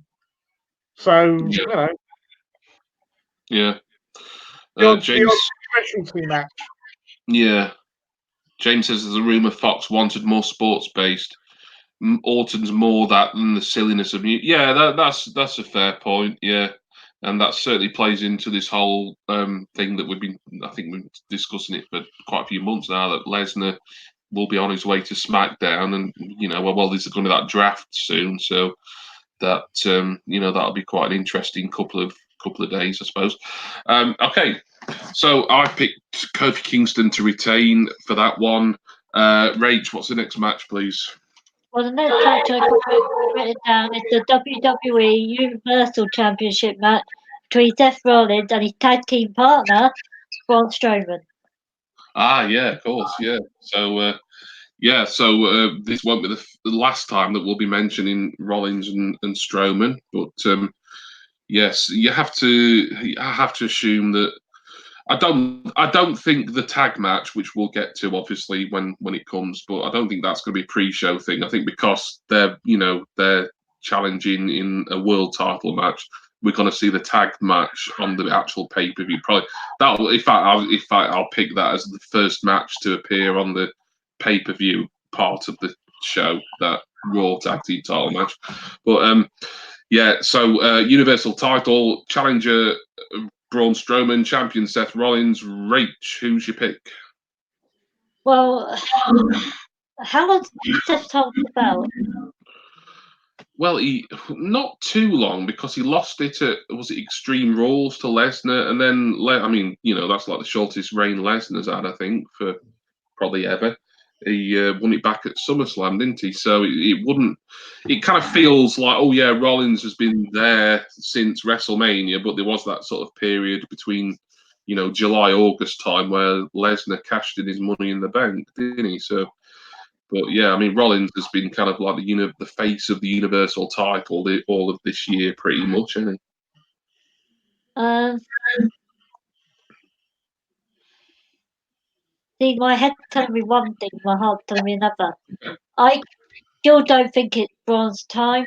I still don't think he's quite there for this match.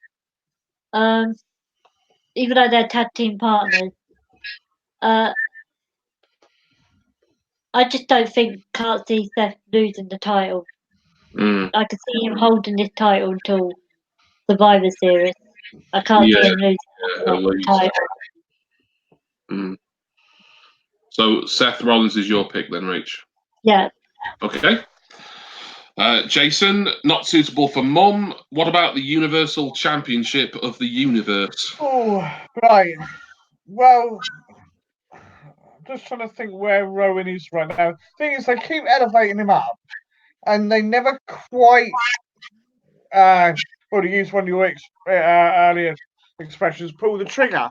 They're not ready to put the trust in him to carry the title. If they got this new era, if they got this new era with the new draft and all the rest of it, they're getting rid of the wild card thing, blah, blah, blah. Who's going where? Right? Are they going to swap the titles around again? Well, where's it going?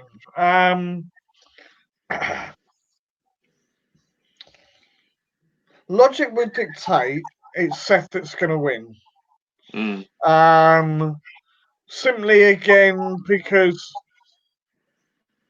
there's been a bit of a build up, and I know the thing with Stone Cold and all the rest of it. But again, there's not really enough momentum there going.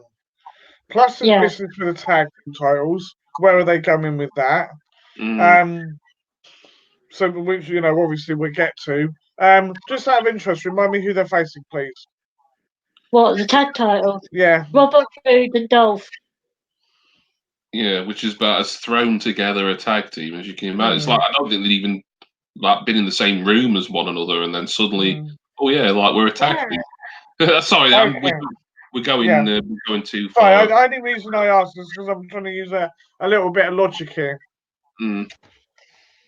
I can't see it. Yeah, okay. This is tough. Let's go for Seth at the moment. I really don't know. I'm just going to go with Seth because. Toss a coin, really. Yeah. I really don't know. I'll have a look at Mr. Jamb1's comments because he's making an interesting point about the Fiend getting involved, and yeah, I can see that. I think with the Fiend, supposedly in like early advertising for ticket sales, he was like announced as being the Universal title challenger at Hell in a Cell, but they often do that, like arenas, like, oh, you know, so and so's going to be, you know, on this card doing such and such, just to put bums in seats. Excuse me. For me, Bray Wyatt as the Fiend, that's a gimmick that doesn't really need a world title for me. But that's just what I think. No. I mean, if Vince McMahon wants to put the Universal title on Bray Wyatt, then he will do, and there's nothing I can do about it, certainly. But to get back to this, yeah, Strowman is kind of felt like an early man for me for quite some time now. And he's someone else, so I don't necessarily think he needs it. Well, he doesn't need a title, but he needs something. Oh, I think Jason's just leaving us just temporarily. So I think what I'm gonna do here is I'm gonna go with a consensus. I'm gonna say Seth Rollins to retain, but it's an unusual situation, this.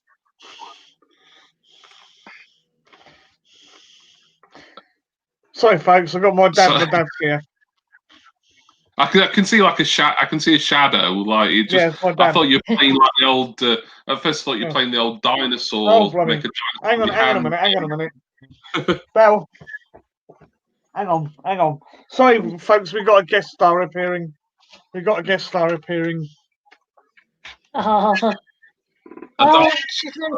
it's a cocker. Yeah. Oh, she's adorable. Right, so dog. Rollins versus Strowman. Oh, he's gone. I was desperate to know the dog's prediction there. But... That was a double-footed stomach throw. Yeah, all right. Go to bed. Leave me alone. Sorry. Oh dear. I was trying to avoid this. Yeah. Oh, it was a nice interlude. It's always nice to see a cocker spaniel. Yes. Right. Sorry about that. Oh my God, to sleep on the floor. Where were we? Sorry. Yeah, I went with you and Rage on that one, and I predicted Seth Rollins to retain. James said Fiend hinted at a take a few. Well, yeah. It's I think that'll happen. Well, Survivor Series seems the right time. The time he changed the clock to from 3:16 on Monday was the date Taker debuted. You got some very perceptive with these little details, James. You ought to work for WWE when they have a continuity department. They probably don't actually, because there's not much continuity going on over there a lot of the time. Right. We must only have a couple of matches left to go now, right? Surely. Yeah, we've got two. Yeah, right. So I think I can guess what this one is, but it's the Tag Team Championship. Yeah, Raw Tag Team Championship match. We're going to discuss them again. Rollins and Strowman versus that legendary tag team. I've been a fan of them as a partnership for decades. It's Bobby Roode and Dolph Ziggler. Just tag team of the year.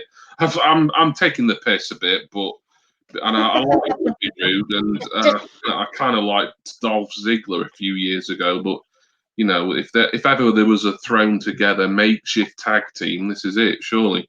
So, Rach, what have you got for this one? It's a weird tag team. I don't know. It just seems to be such a weird pairing because both of them are aren't they technically heels? Both of them? Bobby Roode and... Roode and Ziggler are both heels, yeah. It just seems weird that they've been thrown together. Yeah. So, it is weird that Steph and Braun Strowman was suddenly thrown together as well. Yeah, I mean, they've done this kind of thing before, haven't they? Like, I think they did it with like Cena and The Miz, and it's Cena and Otunga as well. Like when John Cena has been sort of feuding with people, or having a program, then suddenly him and his arch nemesis win the tag team titles for a few weeks. Yeah, and I don't like it myself. I don't know why they do that, because it devalues an already shit, to put it frankly, tag team division. Really, I just don't like them doing this at all. Keep the tag team division separate to the single stuff, I think. But anyway, sorry, carry on. I'll rant over for now. Do you know what? I'm going to say Bobby Roode and Dolph Ziggler are going to win. Okay. So we are, or at least Rage certainly is expecting new tag team champions in the. I'm trying to think of a good team name for Bobby Roode and Dolph Ziggler. Like the Glorious Tears. What about Wriggler? Wrigglers. Oh dear, that's bad. That's what I'll be doing in bed tonight. I've had a curry, so yeah. Anyway. That's cheers, mate. TMI. Right. Anyway. Oh blimey, I don't know. This is I don't really give a monkeys, to be honest. No, me neither, really.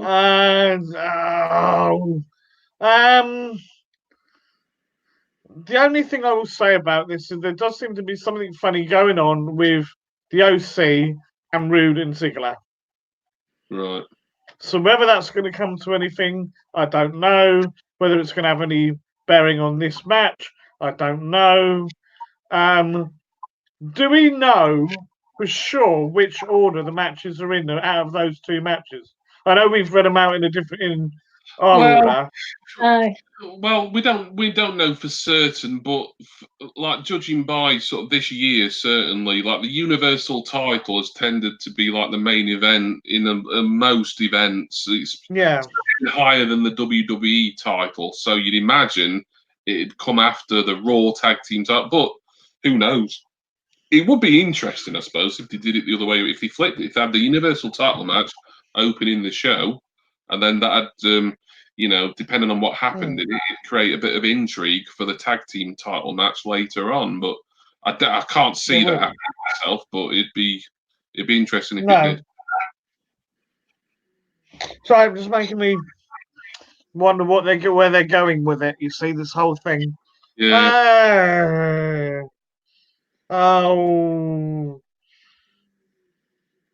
Let's stick with. No. I'm gonna go with Rage, Roode and Ziggler. Right. Reason being is because then when it comes to the main event, the two of them will be even more against each other for losing the titles. You'll have a genuine, adversaries as they're supposed to be, rather than just two tag team people turning up to face each other or whatever nonsense. I don't know if that makes sense, but whatever. Makes about as much sense as any of WWE's writing. Yeah, that's true. Yeah, so we've got two for Wriggler there. Just have a look at James's comment. Dolph and Roode have got to win if Braun and Seth partnership breaks down. Yeah, Roode and Ziggler probably just hold the title, lose it to the Viking Raiders, that they called now. This match. Oh God, there again. Like I was saying before, I don't like it when they have like a world champion and his number one contender suddenly win the tag titles just to. They've done it way too often, and not in recent years, but I just remember them doing it about 3 times at least with Cena. Sort of like the last decade, and it kind of got on my tits. to put it mildly. I tell you what, mate. Right, just as an observation this evening, it's usually me that says the more adult language. We say colourful. I know why you're not very much tonight, because you worried your parents were here. Yeah, right, and you're the one that's coming up with all the profanity. Well, it's my subconscious. It's telling me to fill in for you, mate. That's what it is. You can't swear much tonight. I'm happy to do. No. But yeah, oh, tits in that bad. It's sorry, Rach. See, I've done it again now. Bloody hell, Jason. Right. So yeah, the more titles. Yeah. Oh god, I just need to make a prediction. I mean, there isn't really any point in having Rollins and Strowman continue to be tag team champions beyond champions. And there's no point putting the titles on them anyway.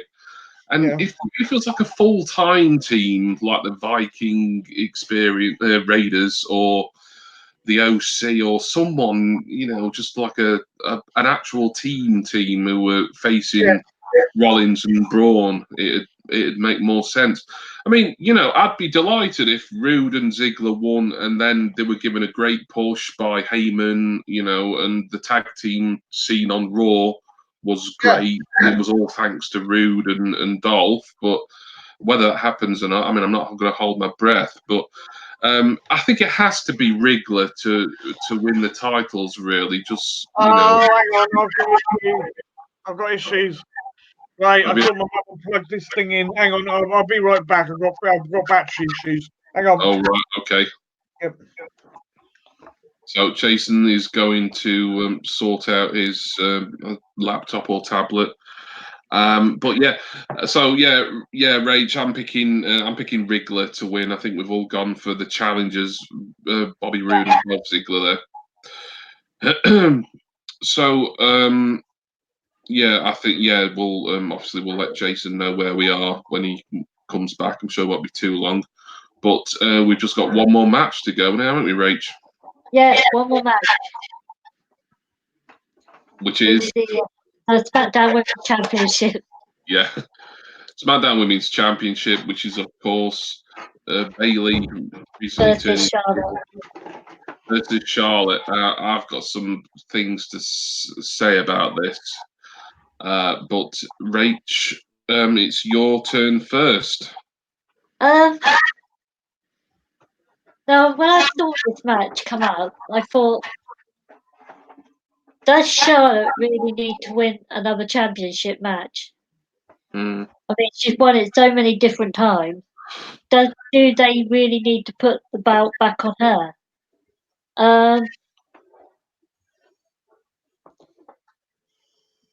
But then Bayley has a history of not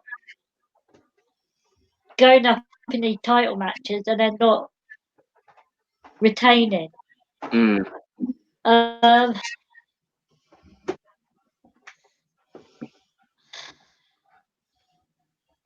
Joe, I think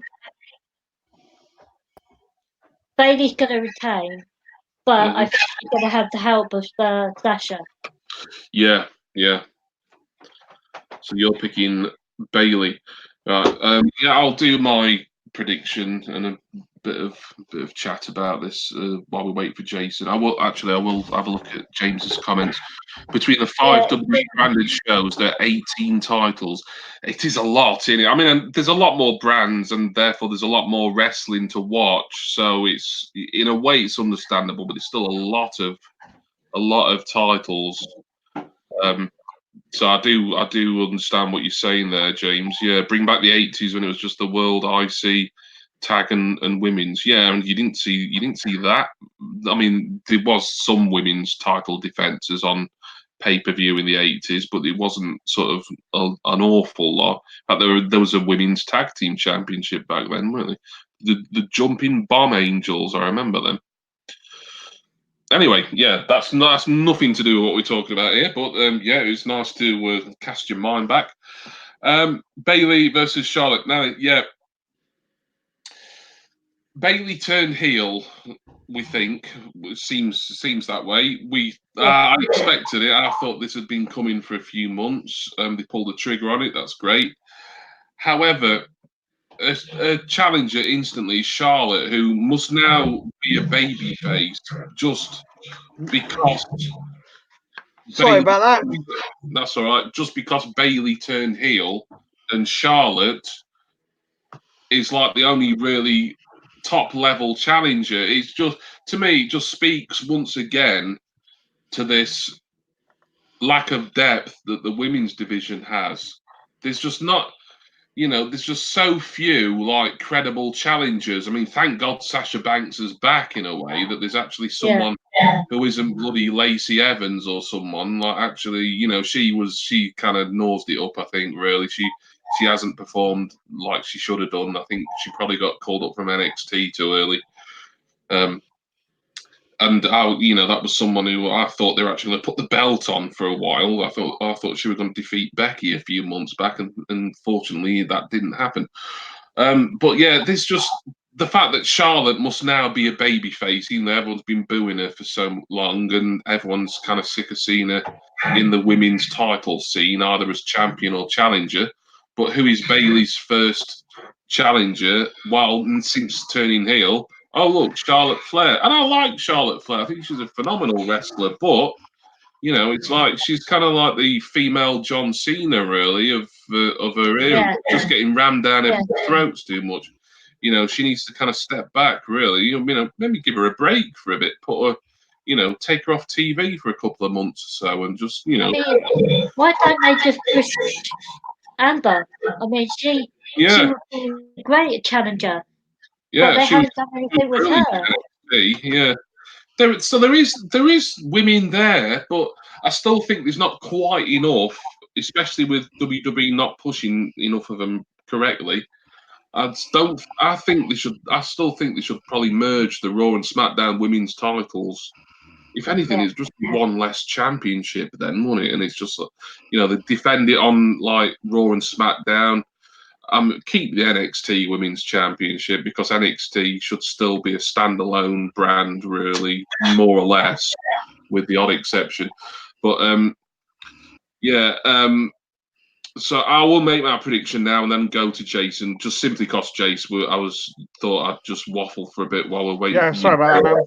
That's all right. We're just going to take it out of order a little bit now that we're near the end. So yeah, I'm going to say.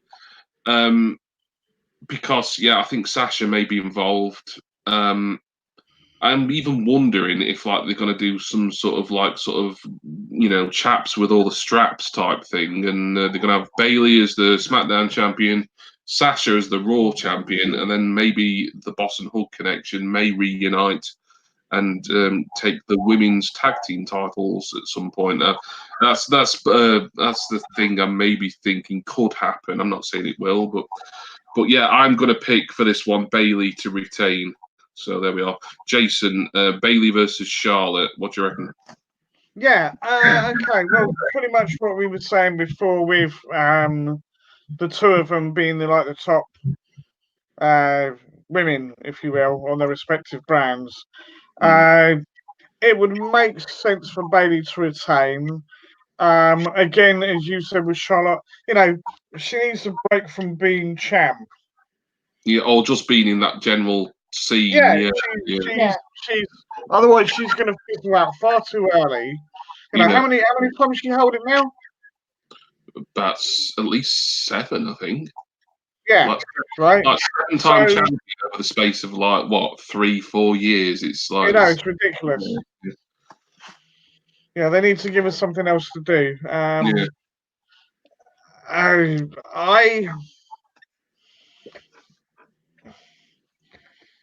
still gonna go with Bayley to retain. I think just because of everything that's going on. Yeah. So that's 3 of us have gone for Bayley. Mm-hmm. So good luck to Bayley for tomorrow. Just before we end things, I will have a look at what James is saying. Thank you for being a part of this, James. It's been great that you've been so proactive in the comments. There's only the 4 horsewomen, then such a drop off on women. They dropped the ball by not signing up girls like Tessa Blanchard. Yeah, she's really good, Tessa Blanchard.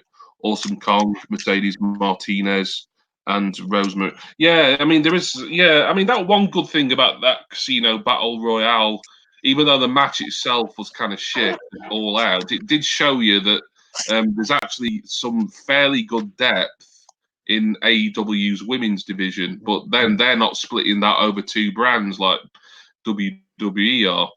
You know, if like you merge the entire women's division onto just one show, or just not have 2 titles, then WWE's women's division, you know, across Raw and SmackDown had probably seemed pretty good. But whenever there's 2 titles, you know, at stake, then everything just seems spread really thin, to be honest, to me.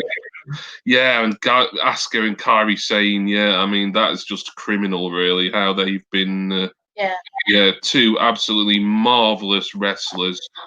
You know, it's just, you know, seems funny, like just Vince McMahon, he likes sticking it to these Japanese people, doesn't he? Do you think, there's some sort of xenophobia going on there, maybe? Like that, you know, I'd calculate that. Anybody that's been on NXT, full stop. Well, yeah. I know. Pretty much, but it seems to be the Japanese performers get especially sort of shat on, really. Yeah. I mean, Asuka did become champion, but it was, you know, like nothing really happened with it, and now it's like, you know, I barely even know if she's on television anymore. Exactly. I haven't seen her on there for ages. No, I mean, because like teaming up with Kairi Sane, I mean, yeah, it was kind of cliche to do it, but at least you thought, oh well, that'd be a really good team for the women's tag division. But they're doing bugger all with the women's tag titles, so you know they're doing bugger all with Asuka and Kairi Sane. But yeah, so yeah, even though I feel like I've done a lot of sort of whinging about the state of WWE creative and where things are going, I'm still looking forward to Clash of Champions. You know, there's a lot of potentially good matches. It's going to be interesting to see where things go, especially as this is the last pay-per-view before NXT moves, although that probably shouldn't have much effect on NXT. Really, but it might have a little bit, you know, with the cruiserweights and everything. But it's certainly the last pay-per-view before SmackDown moves to Fox, and then the last pay-per-view before the draft. So, you know, so it could be a case of like, let's just like change a load of titles and switch things around, ready for like to make it all up during the draft. I think that's what this pay-per-view is. It's just basically, let's mix it up a bit. Yeah, put a fresh coat of paint on it, and see what happens. Yeah, and then just sort of finish the job during the drafts, and then so it's kind of year 0, I suppose, from sort of early October maybe. But yeah, but we'll see.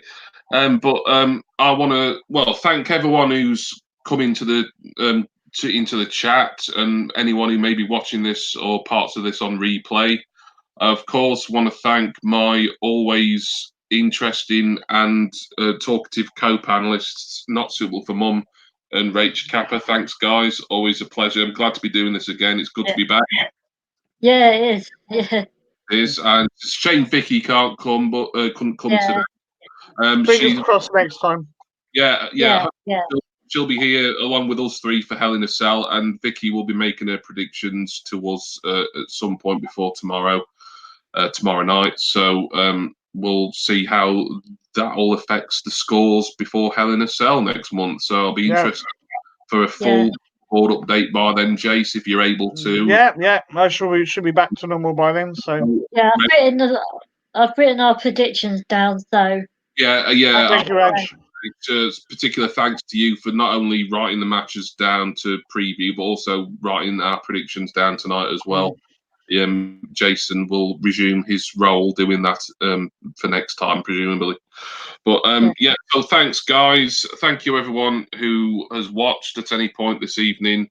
And please join us for our next one. I can't remember what date Hell in a Cell is. Is it in about 4 weeks or 3 weeks? I'm not sure. Something like that, yeah. It's soon. Join us for the Hell in a Cell. And cheers, everyone. And thank you again, and we'll see you next time. And thank you, James, as well, for all your contributions. Cheers. Bye-bye. Bye. It's on the